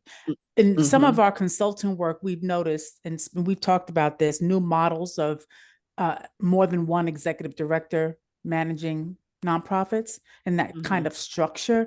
Do you want to just briefly touch on that and some of the things you've been hearing and seeing about that kind of structure? Sure. So some nonprofits have evolved and they've moved to use a co-director structure. So they have two executive directors in essence. I would say it does work. For some organizations, it works really, really well. What I would say that helps it to work well, if you're very specific in what their duties and responsibilities are, so they're not kind of moving into each other's lanes. Okay. That's in a wanted- nutshell. I mean, there's a lot you could say about that, but that's in a nutshell. Carolyn. I wanted to, the reason we're new, we organized, we formed in North Carolina last August, and we've already got our IRS tax exemption. But the thing is since we're in our formational part, we don't want to be rushed to add people on the board. We want to strategically make those decisions according to their expertise and what they can contribute in the community. So that's why I thought because of the nature of our organization, I need some expertise in certain areas. So it's my understanding, and it may be wrong, that advisory committee would not be on the board, but we could go ahead and start working to put some of our educational programs in place, getting expertise, in education and all kinds of things. And then that would give us this year to work on strategically picking our board. Are you a 501c3 yet? Yes. Yes, and we got our exemption within 3 weeks of applying last year. So, and in your bylaws, your structure didn't call for committees? We didn't in the beginning, but we only had 3 directors, so we're going to change them later, setting up like executive committee and things like that. So we just have the 3 board members, and one's out of town, so we have to do Zoom, and then we have 2 of us local. So I have the primary responsibility of the day-to-day and everything, and building the community and the connections and collaborations. But everything's moving so fast this first quarter that I have got to get some other things in place, and I don't want to be pushed to add a board member that has expertise in some of the things that I need. So what I would say is that I'm not so sure I would spend time setting up advisory committees and then come back and set up my actual committees. I'm not so sure. I mean, because they're probably going to be the same people, maybe. So I don't know, like I have one person that is very knowledgeable, but they said I won't serve on the board, but I'll be on an advisory committee. They don't want that liability, I guess, of being on a board, or they don't have time. So again, without getting into a deep consultation, what I would say is that oftentimes when we set up committees with boards of directors of nonprofits, our committees can have individuals on those committees that are not board members. That is a very appropriate practice. What oftentimes we will do is we will have the chair of the committee be a board member, but the committee members can be comprised of board members and non-board members. And so while that individual might serve on an advisory committee, they are still affiliated with that nonprofit. And so by saying I'm on the advisory and I'm not on the board doesn't alleviate the liability that individual can yield to that nonprofit should something happen. I'll just leave it at that. So May I, So that may I, does. Mhm. may I clarify? Okay, that's Uh-huh. very good information, what you just told me. That really Okay. helps. So did you Okay. just say to me that if I set up a committee, educational committee, Uh-huh. and then I'm a board member and I'm the chair of it, and then I ask people in the community that have expertise in certain areas to be on that committee, then we still need to have them in our DNO. Is that what you just said? They still need to be covered under our insurance. Well, what I would say is that you would want to be reporting whoever is on those committees. I don't know Okay. what your insurance, I don't know what your insurance covers. I haven't seen that, so I don't want to speak out of Okay. turn with that. Okay. But regardless, if I am on your advisory, anything, if I'm affiliated with that nonprofit, I could be a volunteer, I could be on a board, I could be, if I'm out in the community and I'm identifying myself as being advisory, I'm still a part of that organization. I don't know what's in your insurance policy, but that doesn't go away just because I say it. Okay. Thank you. Okay. That is very helpful. Thank you. Uh-huh, yes. All right, I think I'm good, team. I think I'm good as far as answering questions. Is that good? All right. Well, Dr. So Palmer, may I ask a question? yes, So I'm thinking back to what Ms. Dowdy just said. Would that not I'm just kind of working through this in my mind. So if you are using an advisory committee, that doesn't necessarily have to be a representative group for the community.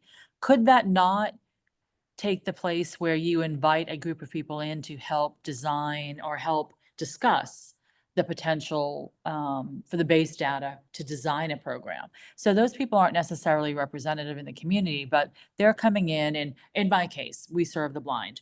So if I were to have an advisory committee because we wanted to introduce a new cooking program, I might invite in a group of folks who have experience in a kitchen cooking, who have experience teaching, who have experience with programming, and of course, a group of folks who are blind. They would function as an advisory committee, but they wouldn't necessarily have any, and I hate to use the word, but status within either the agency or externally. Wouldn't using those for a new nonprofit be beneficial? Because A, that could potentially be a choosing ground for board members. And B, back to capacity, you kind of get a temperature gauge on what's needed and what needs to be done.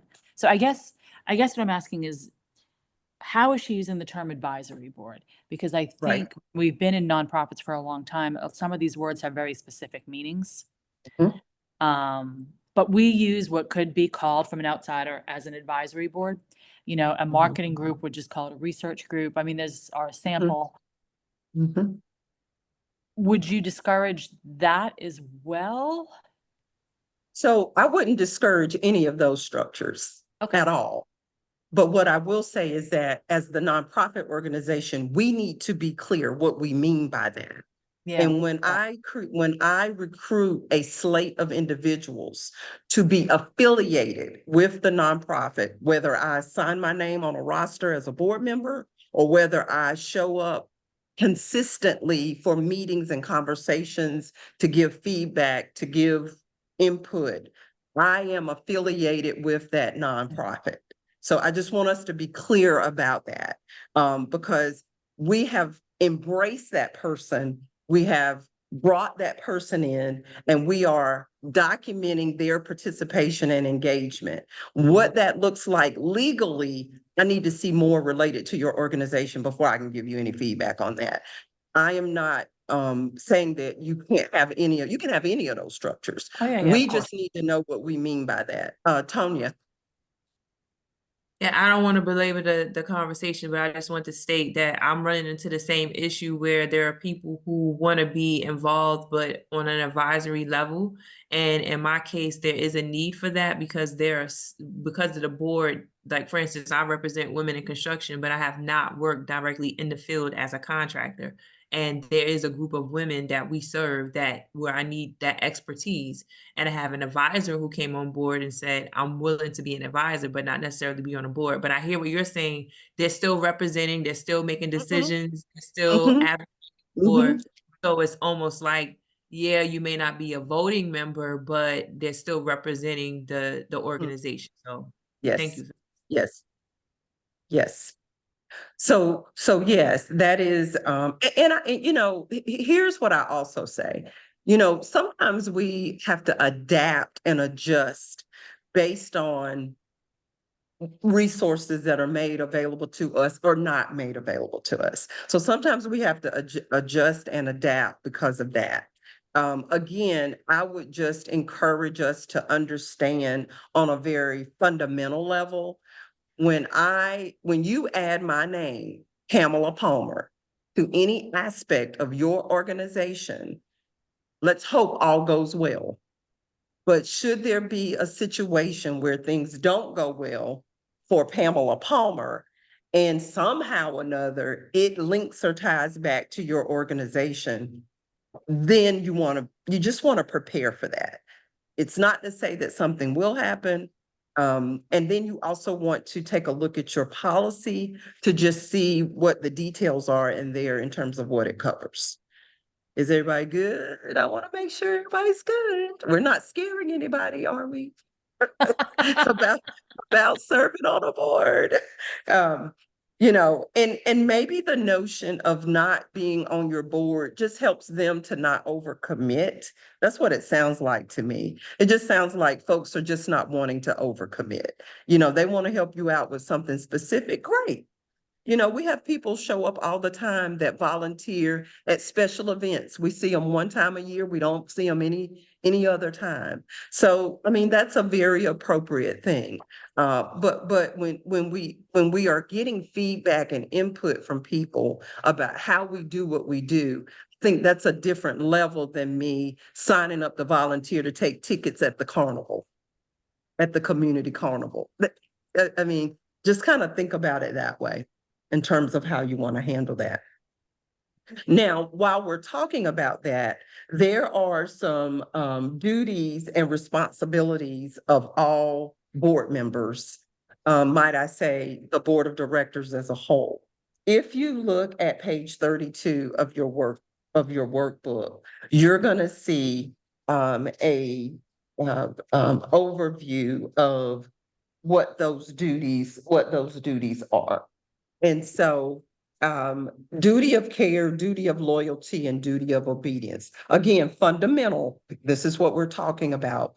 Fundamentally, when I am a part of your board when I am a board member, being a part of your board of directors, I am agreeing to engaging in work and my volunteering related to my board service.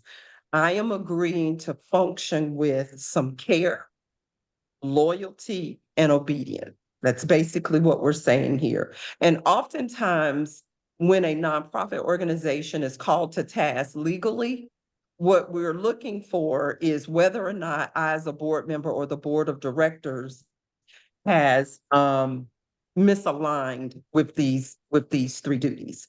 And so what am I saying? I am saying that when I operate in the space of duty of care, then I am being a good steward related to the legal and financial matters of this nonprofit. When I operate in the space of duty of loyalty, I am being very mindful of not engaging in conflict of interest. I'm not showing up for personal benefit. I am functioning and giving of my time and talent and treasure in the space of duty of loyalty to make sure or I am making sure that I'm not misaligning in that way.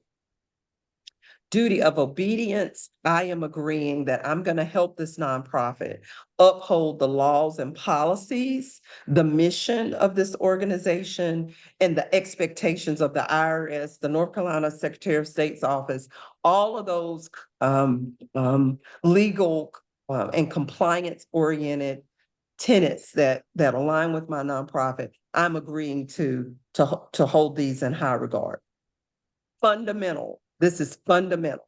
So if you're doing a board orientation or you're doing a board training, fundamentally, I, as a board member, I'm agreeing to to perform in these ways or to show up in these ways.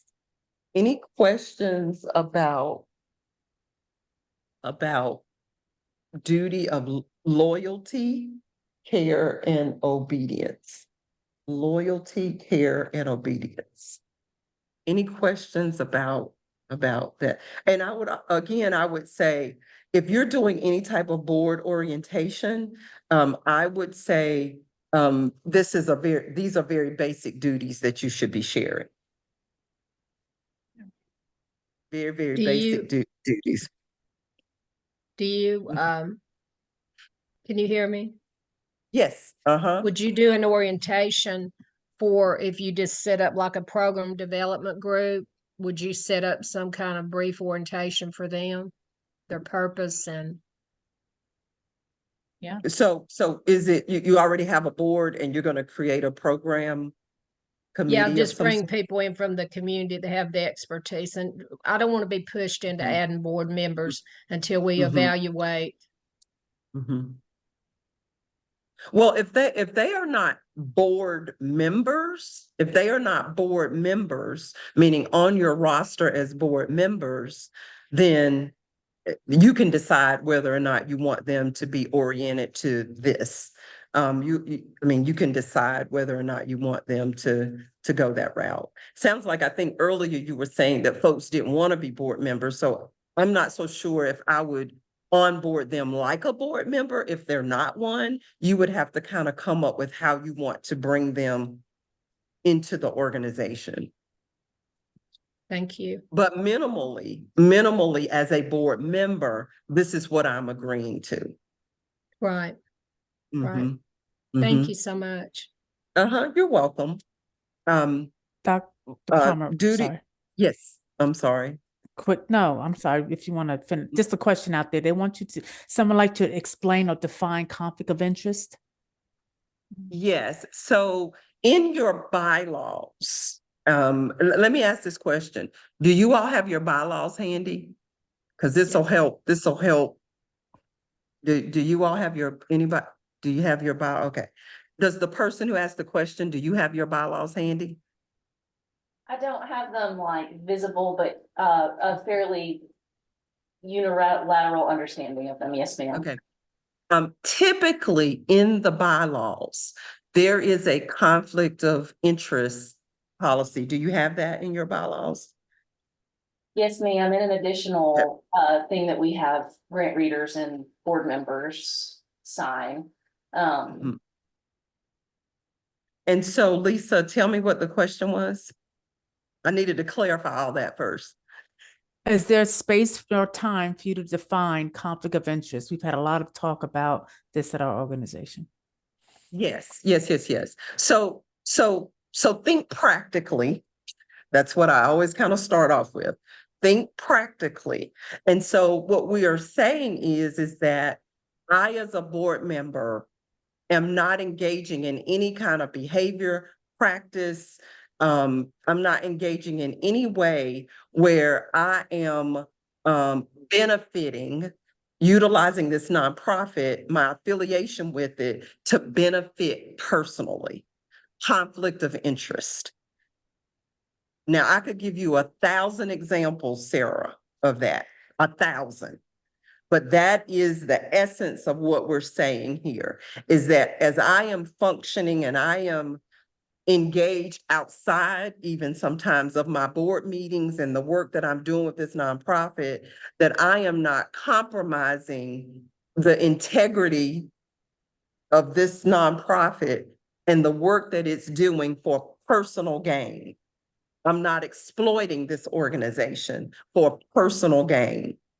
And if I am part of something else where it might even appear that that is the case, that I am coming forth on my own to disclose it. Does that help? Yes, ma'am. Thank you. Okay. And Can Dr. I Palmer, add one thing? I'm sorry, go ahead. No, go. Who's that, Tina? Go I ahead. just wanted to add, Oh, this is Yvette Elizabeth. Sachs. I wanted to add that it's not only personal gain, but also sometimes you are involved with other organizations that may have a conflict with with the board you're sitting on in some interest, for some interest, not the whole thing. So you just want to be careful that if a subject is brought up during the board meeting that may be in conflict or appears to be in conflict with another organization that you are known to be part of, you would also disclose that, because while it may not be personal gain, it may be gain for the other organization. So I agree that we've also had that situation. Thank you. Agreed. Thank you. Thank you. Agreed. Elizabeth, I see your hand. Yes, ma'am, and I'm sorry I can't find the hand gesture, but I wanted to ask, in some cases, we have actually paid board members for services, and we did have them sign a conflict of interest policy. So does that cover that type of arrangement that we're paying board members for services provided that are within the purview of their profession? Right. So it is not uncommon to pay for a service that a board member provides, for a fee. That is not uncommon. But I hate to get into hypotheticals because it could be in hypothetical all day. But it would be present in a issue if the board had to vote on whether or not this particular entity is the service that we're going to use, and that person should exclude themselves from that. That would be a conflict of interest. So it's not uncommon to. Does that go in line with, with the budgeting process in the finance committee and how they oversight? Should we, and, I handle forecasting the budget each year. Should have marketing department disclose if they're going to use a board member and actually have it outlined in that budget process? That way it's open and clear. Yes. Okay. Yes, that should definitely be disclosed. Yes. Okay. And yes. Is there like a limit amount or anything to that regard? All right, but so not that I'm aware of. Not that I'm aware of. That should be part of our budgeting process, is disclosing any board member that we're going to pay for services. We have two that we actually pay for on occasion, photography and videography. Yeah, so, and in Elizabeth, I want us to also be clear, that is unique to Elizabeth's organization. Some of your organizations may not do business with not a board member at all, ever. So just know that that is unique to her organization. And because of that, that is a part of that budgeting process. Does that make sense? Okay. Team, I see the chat is popping like popcorn. I see another question there. So, and that's interesting. Just as a quick example, from the center's perspective, for our board members, we do not pay any of our board members. We may, if we ask them to provide a service that we know is in their wheelhouse, may give them pay for their transportation or help them with a hotel stay if they have to go overnight. But we make it a practice just to stay out of those muddy waters, not to pay our board members. But here's another question. So in general, if I have a consulting business, could I consult with nonprofits? I know consult is a broad definition. So yes, they have okay. But if it's I think this person's, and Bethany, I don't want to put words in your mouth. I'm assuming you're asking, can you do consulting with the business that you are on the board with? Or are you saying just as outside of the board, then I don't see a conflict? So I was just like, so in general, basically with just various nonprofits, like the smaller nonprofits that are trying to, get started, or if they're trying to, like, my finance, right, is my bread and butter, right? So if they're trying to like establish their finance and accounting policies and get their system switched over from one to the other, best practices, et cetera, like those type of things, HR, IT, I'm not going to delve in IT, but like, HR, just kind of like giving that, advice and guidance, and just doing what consultants do in those scenarios and gaining profit. Obviously, like I would get paid for that. And so my concern in thinking of doing that is that because things like my day-to-day job, right, give me information that I would use obviously to do that consulting. This course right here, I would use this information to consult. That was my concern.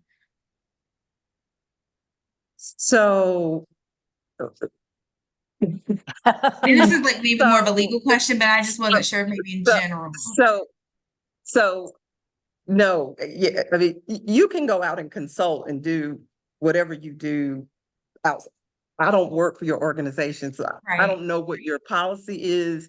I don't know if you sign a non-compete clause. There's so many pieces to that, Bethany, that I can't tell you what to do. And I won't tell you what to do. No.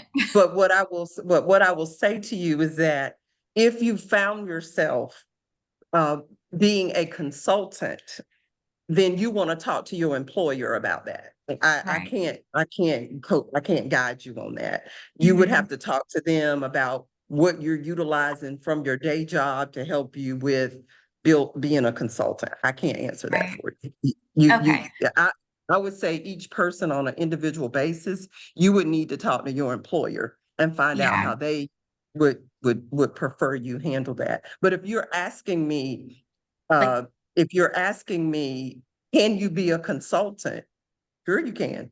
I can do anything. Yeah. No, I was just kind of like in general, just like the information, not because I know like the tools, I wouldn't use those, but like the information sharing is what I was kind of wondering if that's considered under not non-competes, but what are we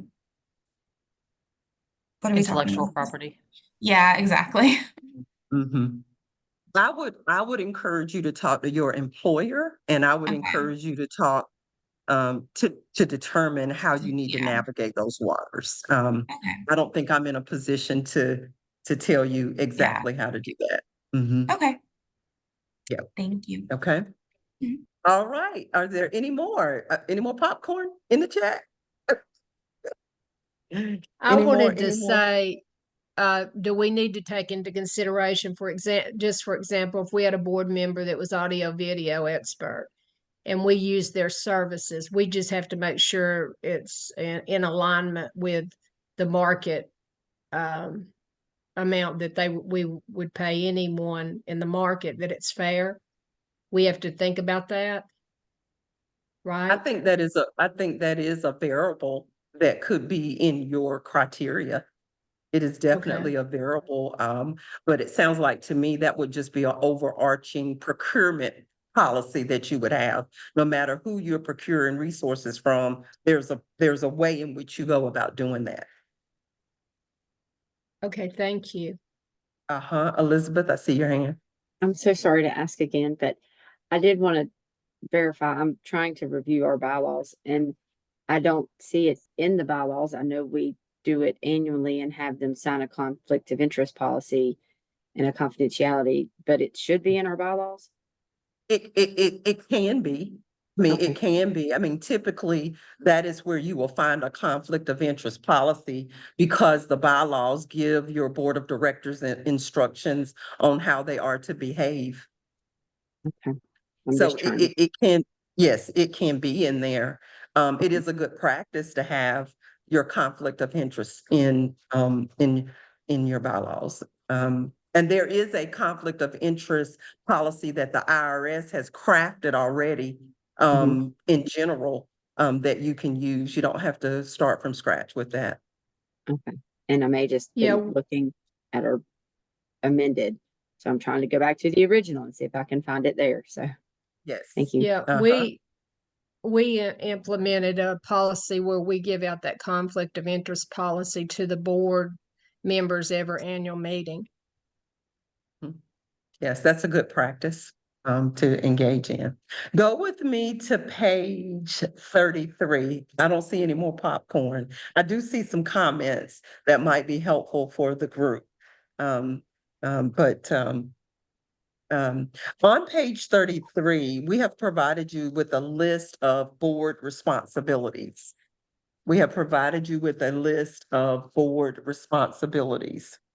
And again, this is a list that you can use. It's a checklist. And I'm gonna venture to say, team, that there's probably nothing on here that we haven't talked about today. that we haven't talked about today so far, in terms of thinking about the responsibilities of the board, but also in terms of individual board members, okay? Again, keep in mind, our focus today is board governance. And so when you look at this list, we're looking at the board as an entity, right? As an entity that is responsible for governance. And so please take time to look at this list. If there are any items that you see here that you say to yourself, I do not know what this means, then we can add some more, we can add more to more insight to these. But these are what we would consider to be your responsibilities as a board. Responsibilities as a board. And I do believe we're coming up on a break. Yes, I think a short break will get us to the finish line. Could we plan to come back? It's probably about to turn 11:53 as I'm looking at it. Could we plan to come back at 11:56? Very precise Thank you. time. We'll see you back here. All right. Okay, I think we can jump back into our work. I do want to move into the next aspect of governance, and that is related to financial management and fundraising responsibilities. And so it is different for each nonprofit. Often the expectations for governance, as we've mentioned before, are written in your bylaws. So there are examples of nonprofits who expect board members, i.e. the board of directors, to give a donation to the organization. That's not an expectation of all nonprofits. And so that is something you might want to think about. If we could go to slide 18, that would be great. So in terms of the financial management and fundraising responsibilities of a nonprofit organization, I want to hone in on couple of things to think about from a financial management standpoint. One is the budget. So the budget of a nonprofit. Two would be financial reporting using financial statements. So financial reporting using financial statements. And an annual report. That's another aspect of the financial management. So I just want to talk about those three things. So again, in your notes, as it relates to financial management, the budget, financial reporting, meaning the financial statements, and team, we can stay in the gallery. We can stay in the gallery for now. And then the annual report. So as a board of directors, we typically approve a budget every fiscal year, FISCAL. So typically your staff is going to bring a budget to the board during a board meeting, and that budget is going to be presented and it is going to be approved by the board. That's a common practice. Also, financial reporting. It is a common practice that your staff is going to share a profit and loss statement, a balance sheet, and possibly even revenue and expenses in some form. If it's not in a profit and loss, you might see program expenses. And so typically a nonprofit organization, the staff, is going to share with you on a regular basis a financial report out of the organization. It might be at every board meeting, it might be at every other board meeting, but typically that is going to happen. Annual report. Typically, your staff is going to develop an annual report that is going to be shared annually. That is a compilation of what has transpired over that year as it relates to the financial activity of the nonprofit organization.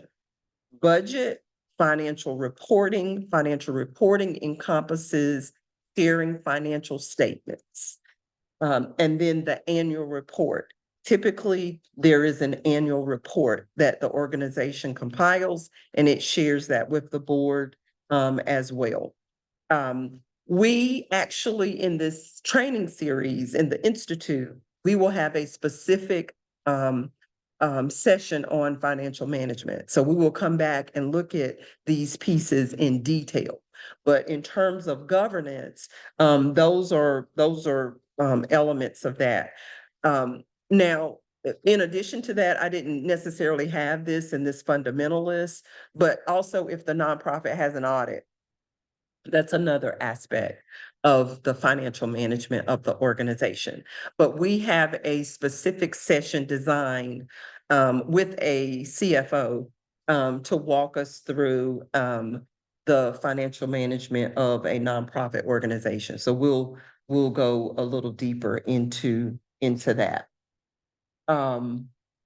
Fundraising is another aspect of financial management that I want to hone in on too. We also have a work session in the Institute on fundraising. So we will actually do training on that. It varies from nonprofit to nonprofit as to how the board of directors engages in fundraising. That is very different for each nonprofit. What I will say, it is a very healthy practice to have your board be a part of the fundraising apparatus. However that's designed, it's important to have them engaged in that. So very, very important for that to be the case. Let's see. I want to do team, if we could go to slide 19. So I want to do a check-in. In our planning, when we do this session on governance, it typically takes a cadence just like we experienced before the break. Because we do oftentimes have quite a few questions related to how our board should function. So our agenda check-in is we have talked about duties and expectations, financial management and fundraising responsibilities, and we have 4 more topics that we want to lift up as it relates to human resources, accountability and evaluation, board composition, and bylaws and legal compliance. What I will say about bylaws is that this morning we have spent time talking about bylaws significantly. So there are some aspects of that we haven't touched on, but for the most part, that particular topic has been lifted up throughout our time together this morning. And so just want to kind of share that. So as you get a visual image of our list in terms of where we are in our agenda today and what we've talked about, I want to get a check-in in terms of where we all are as it relates to board governance. So team, we can go back to the gallery, and I would like to hear from all of us, well, literally all of us, but I would like to hear from us. Right now you're thinking what? Right now you're feeling what related to board governance? Right now you're thinking, right now you're feeling what?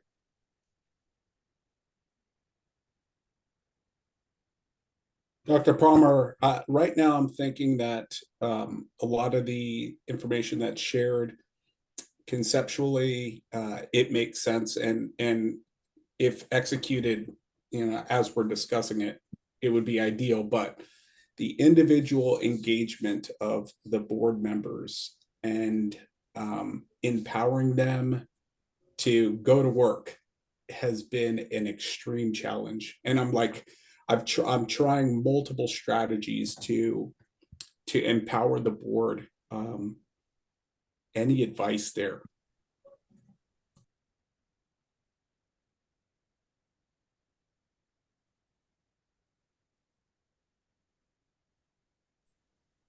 Looks like you froze up, or okay, there you are. Okay, everybody froze there for a minute. I'm sorry. Eric, can you pose your question again? Yeah, what I'm feeling is the information that's being given is spot on. It's great information, and if it all could be applied, we're talking about a optimum scenario. That what I'm experiencing is individual challenges with activating and empowering the board, because we have so many different personality types and everybody's busy. I've been trying multiple strategies to engage the board in the most effective way in the time frame that I have them. Is there any other strategies that you can use that you would suggest that addresses the wide population that we have? I have a bunch of different unique personality traits. They all can bring something amazing to the team, but if you're not intentional about addressing all of them when you have their attention, you could be losing very, very valuable support. And I'm running out of ideas. And offsite is the current direction that I'm going to really keep them all in a room, lock the door so they can't go anywhere, and get them all looking at one point. This is the point. Everybody move towards it.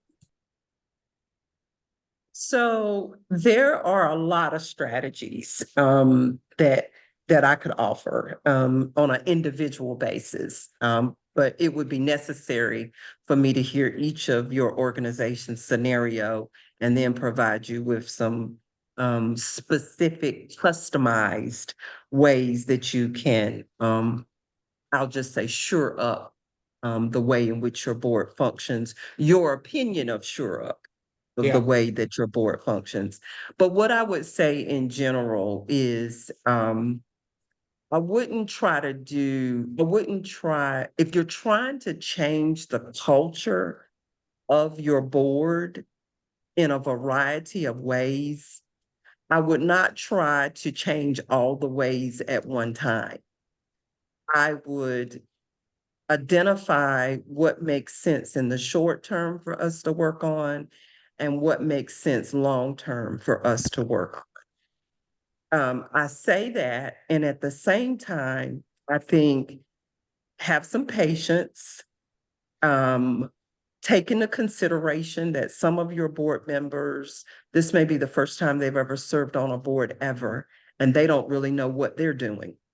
And so have some patience with me, give me some grace, and help me to learn more about how, if you are the executive director, how you want the board to function. So that would be important. And is that messaging taking place consistently? Yeah. So that would be, and take into consideration that I, as the board member, ultimately get to decide how I want to be engaged. And if that doesn't work for your organization, then my serving on your board may not be the option for me.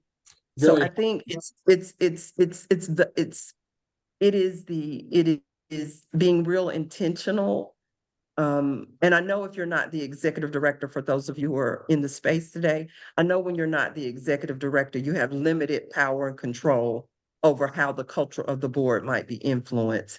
But that person is key in helping us to get the board to a place that we desire. Now, you have something that is working, I won't say against, but the fact that your board members have terms, sometimes the term limits are so short, you don't have time to really get me acclimated for me to be utilized in a way that's helpful. So you might want to look at your term limits. Everything's 3 years. What you just offered was very valuable. I think the patience, obviously, that's the one that I need to exercise the most. And I would love to offer you a lunch or a coffee to give you a little bit more of the scenario, a little bit more of the individual background, but without a doubt, what you've already suggested could be implemented now and be very helpful. Execute a little bit of patience and grace and aiming at something as well. I think that's important to aim at one aspect that is achievable. And I do think it's a little bit more aligned towards culture and getting everybody used to a new person in the seat and how I communicate. Thank you, though. I appreciate that guidance. Sure. Flora, I saw your hand up. Yeah, I just wanted to add that the information in the workbook is really helpful for like the overarching responsibilities, but I would have liked a little bit more in-depth conversation about the different officers. Something that I'm coming up with right now is that my board's asking me for specific description of their roles and responsibilities. And most of my board has never been on a board before. So although I obviously will extend grace and patience, it's also like it might be overwhelming to have such a broad spectrum of responsibilities. So maybe delineating them would be more beneficial. And so it's kind of like the chicken or the egg situation. Although it's a new organization, new board, but sometimes having smaller goals and attainable goals is better. So that's what I would have liked to see. We can actually provide a team, we can provide a document, Flora, that gives a description of the chair, the vice chair, the secretary, and the treasurer. Is that what you're asking for? Yes, thank you. And Flora, Yes, you're saying more detail other than what's on page 36. You need, you're looking for more detailed information than what's on there in the workbook. I think also something else would be like maybe like an example, I'm also thinking I've wondered if I could like watch board meetings of other organizations that have long time, have existed for a while, have a good functioning board, just kind of like watch the or for the board members to speak kind of like in practice. Sometimes seeing it in real life or in practice is better than reading a description. So just kind of like a combination of this and that. Okay. I'm not sure if there is a resource that actually exists where you could actually see it, like in a video. I've not, there's so many nuances to how a board functions. I don't think I've seen, if there is, I'm not aware of it, that there's something that you could actually watch, that you could actually see how a board functions. There are case studies that exist that give you some idea as to how a board could function. But unless I've not seen anything that I could just say, here's a video, or here is a, something that you could actually watch. I do think we could share some case studies with you if you like that.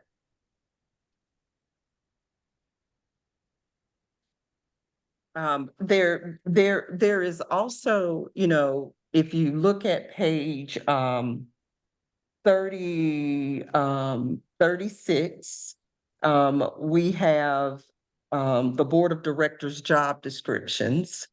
And page 37, we have the board of directors versus the executive director. We have page 38, the board chair job description. And we have page 39, the board chair versus the executive director responsibilities. So I'm gonna pause and just give us just a couple of minutes to look at these resources. So page 36 is the board of directors job descriptions. Page 37 is board of directors versus the executive director. 38 is the board chair job description. And 39 is the board chair versus the executive director responsibilities. So I do want to pause there to give everyone an opportunity to take a look at those. And what I will also add, quite a bit of what you see here, we have engaged in throughout our session today. Quite a bit of what you see listed here is a part of that. So I want to first go to the board of directors job descriptions. And I want to have you kind of, is there anything there that you say to yourself, I don't understand that, or that doesn't make sense to me? So I'm starting with page 36, Board of Directors job description. Now, we looked at the checklist with the responsibilities that we looked at. And now we're looking at Board of Directors job descriptions.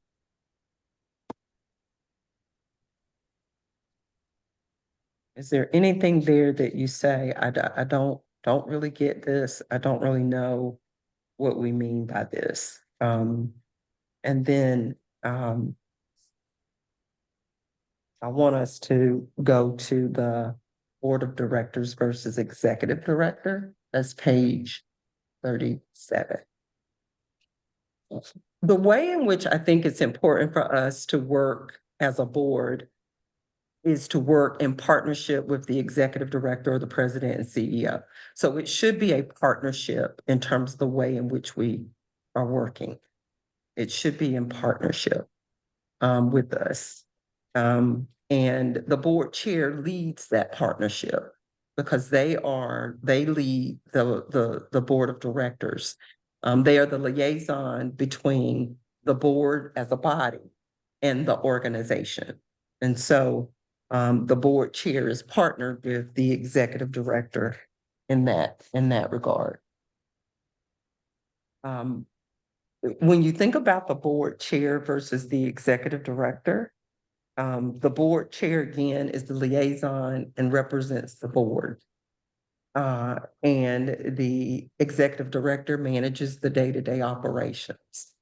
I have seen us find ourselves in some challenging situations when the board of directors and or the ED doesn't understand what their role is. It is important for us to be clear about what our role is.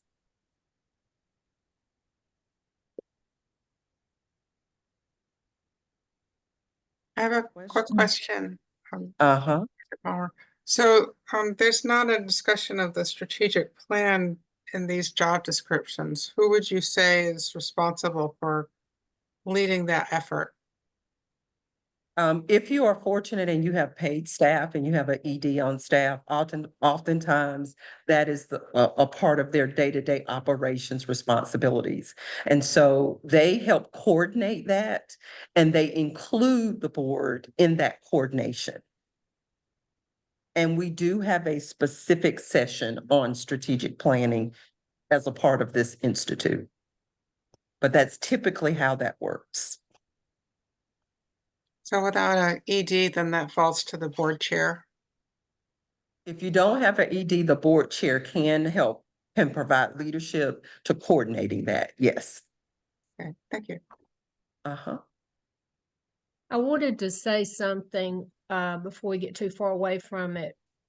One thing, us being new and everything, there's things that I wanted to say to our board, but I sort of did it in a backdoor way. I hope y'all won't shame me. But when we did our SWOT analysis, which is the strengths, weaknesses, opportunities, and threats, and we brainstormed in a meeting, then then that brought up the opportunity to say where we had our weaknesses. And then it opened that conversation. So it wasn't like the chair or someone is shaming one of the other board of directors because they're not doing whatever. And I think a lot of times it's not in their awareness.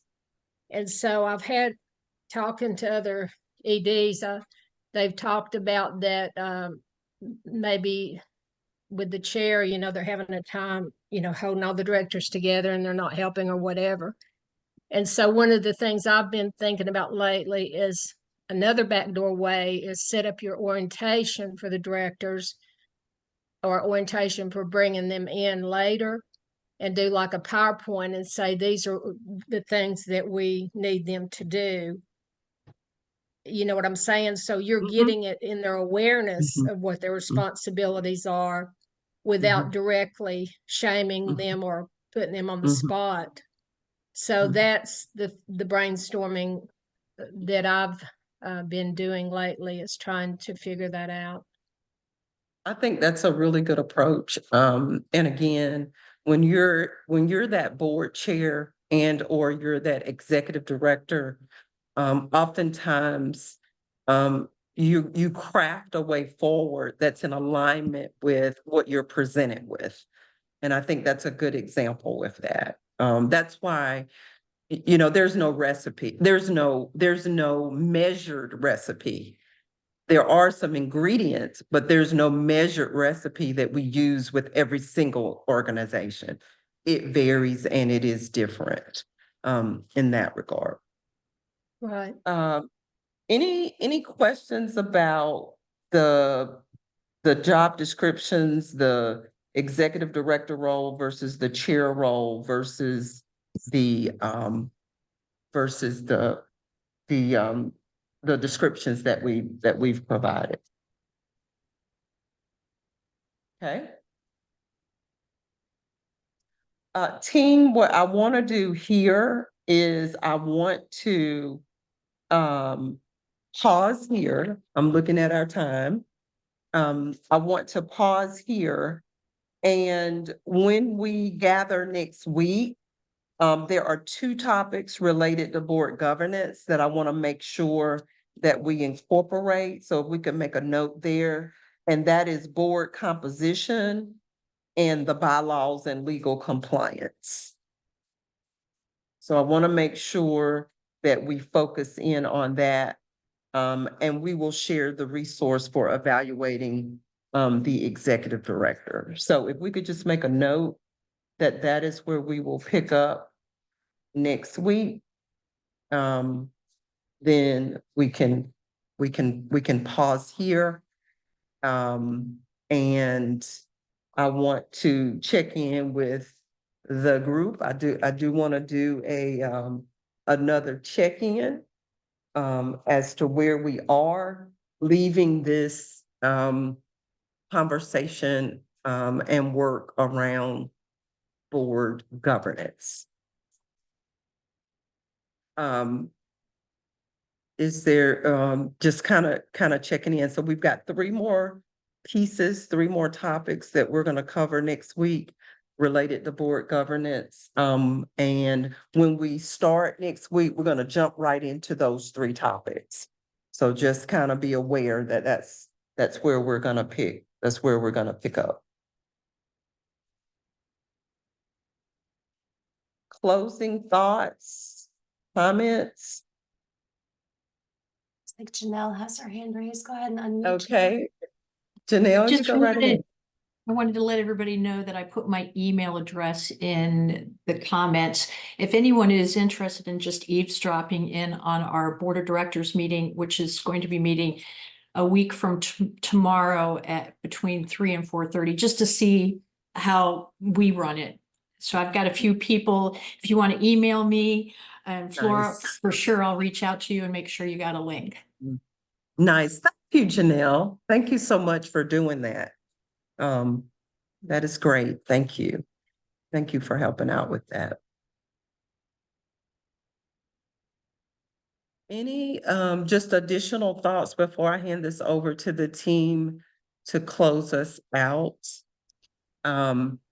What I would also say is, if you find yourself, as it relates to board governance, I really want to go back to what Eric shared. If you find yourself in need of some additional resources related to just tools and techniques and skills that you might be looking for to advance your work with your board, please tap into the resources that we have at the NC Center to help you to do that. Each and every organization is very unique, and recommendations and suggestions should be customized to meet your needs. And so there are resources out there available to you by way of the NC Center's membership that you have. So please go out and take a look at those so that you can continue to advance your capacity to work with your board. I'm going to pass this over to the team unless there is some additional questions that we could take in about a minute or two. I just going to mention really quickly in our wraparound resources we'll send you. I was looking for, this is back in the conversation, we talked about paying board members and do's and don'ts of that. There's an IRS section 4958 that we refer to at the center. Well, that's what we did at the time. So I'm going to make sure that that is included in your wraparound resources so you can take time to read it. Maybe that'll help give some background information as well. Other than that, I think we're good, unless there's some other comment. I think, do we want to go to the last slide, which is slide, yeah. Yep, so here are our, please remember again, as Dr. Palmer referenced earlier, your evaluations are important and your comments. So again, Flor, thank you for that feedback. So things like that are very helpful. So we can help improve the workbook and any other information that we give you. Here's our schedule for upcoming sessions again. And Dr. Palmer, like you said, we'll start off with finishing up board governance when we come back next week. Outside of that, we did make reference to membership. Again, if you are interested in joining, I believe we provided the link, but we can do it again. And our SurveyMonkey link is also in there. And I think for next session, you will also need paper, pens, and crayons as well, or whichever you choose to bring with you. Thank you. Yeah, be sure to bring that. And I do want to point out, Lisa, I just want to reiterate the board governance resources that we have listed. We do have pro bono consults and center services, both legal and coaching. And so there may be some aspects of what we lift up here that you may want some additional support in. There's a question about if they're a member of this class, are they also a member of the center? Yes. Yeah, good question. So not necessarily. Some of you that joined this series are current members. If you're not, that's something that I would encourage you to look into. We find that a lot of our members, they're use more than pay for themselves when they just use even a few of our member benefits, right? And it is a nice feature to be able to rely on member benefits when you're going through the Institute, when you're going through changes in your organization, you're going through succession, you're doing a strategic plan. So there's all these sort of instances where you can rely on the benefits of the center, and being a member is certainly the greatest way to be a part of this network. So if you have questions or anything, you can feel free to always email us. Our membership at ncnonprofits.org is a great way to just kind of put some feelers out and learn more about joining. So I'll leave it at that. Thanks, everyone. So this feature here on this last slide is just giving you a sense of understanding what sort of member benefits tie into the topic that we cover in each session. So you can kind of see some of the things that are there that you may have an interest in. Certainly you'll have access to some of these things at a non-member rate if you choose to, to purchase that sort of thing. But it's a great way for you to kind of get access to things. So we like to make sure that everyone knows about it. Mm-hmm. Great. One other thing I'll mention in the wraparound, we'll also include a template for the skills matrix board chart.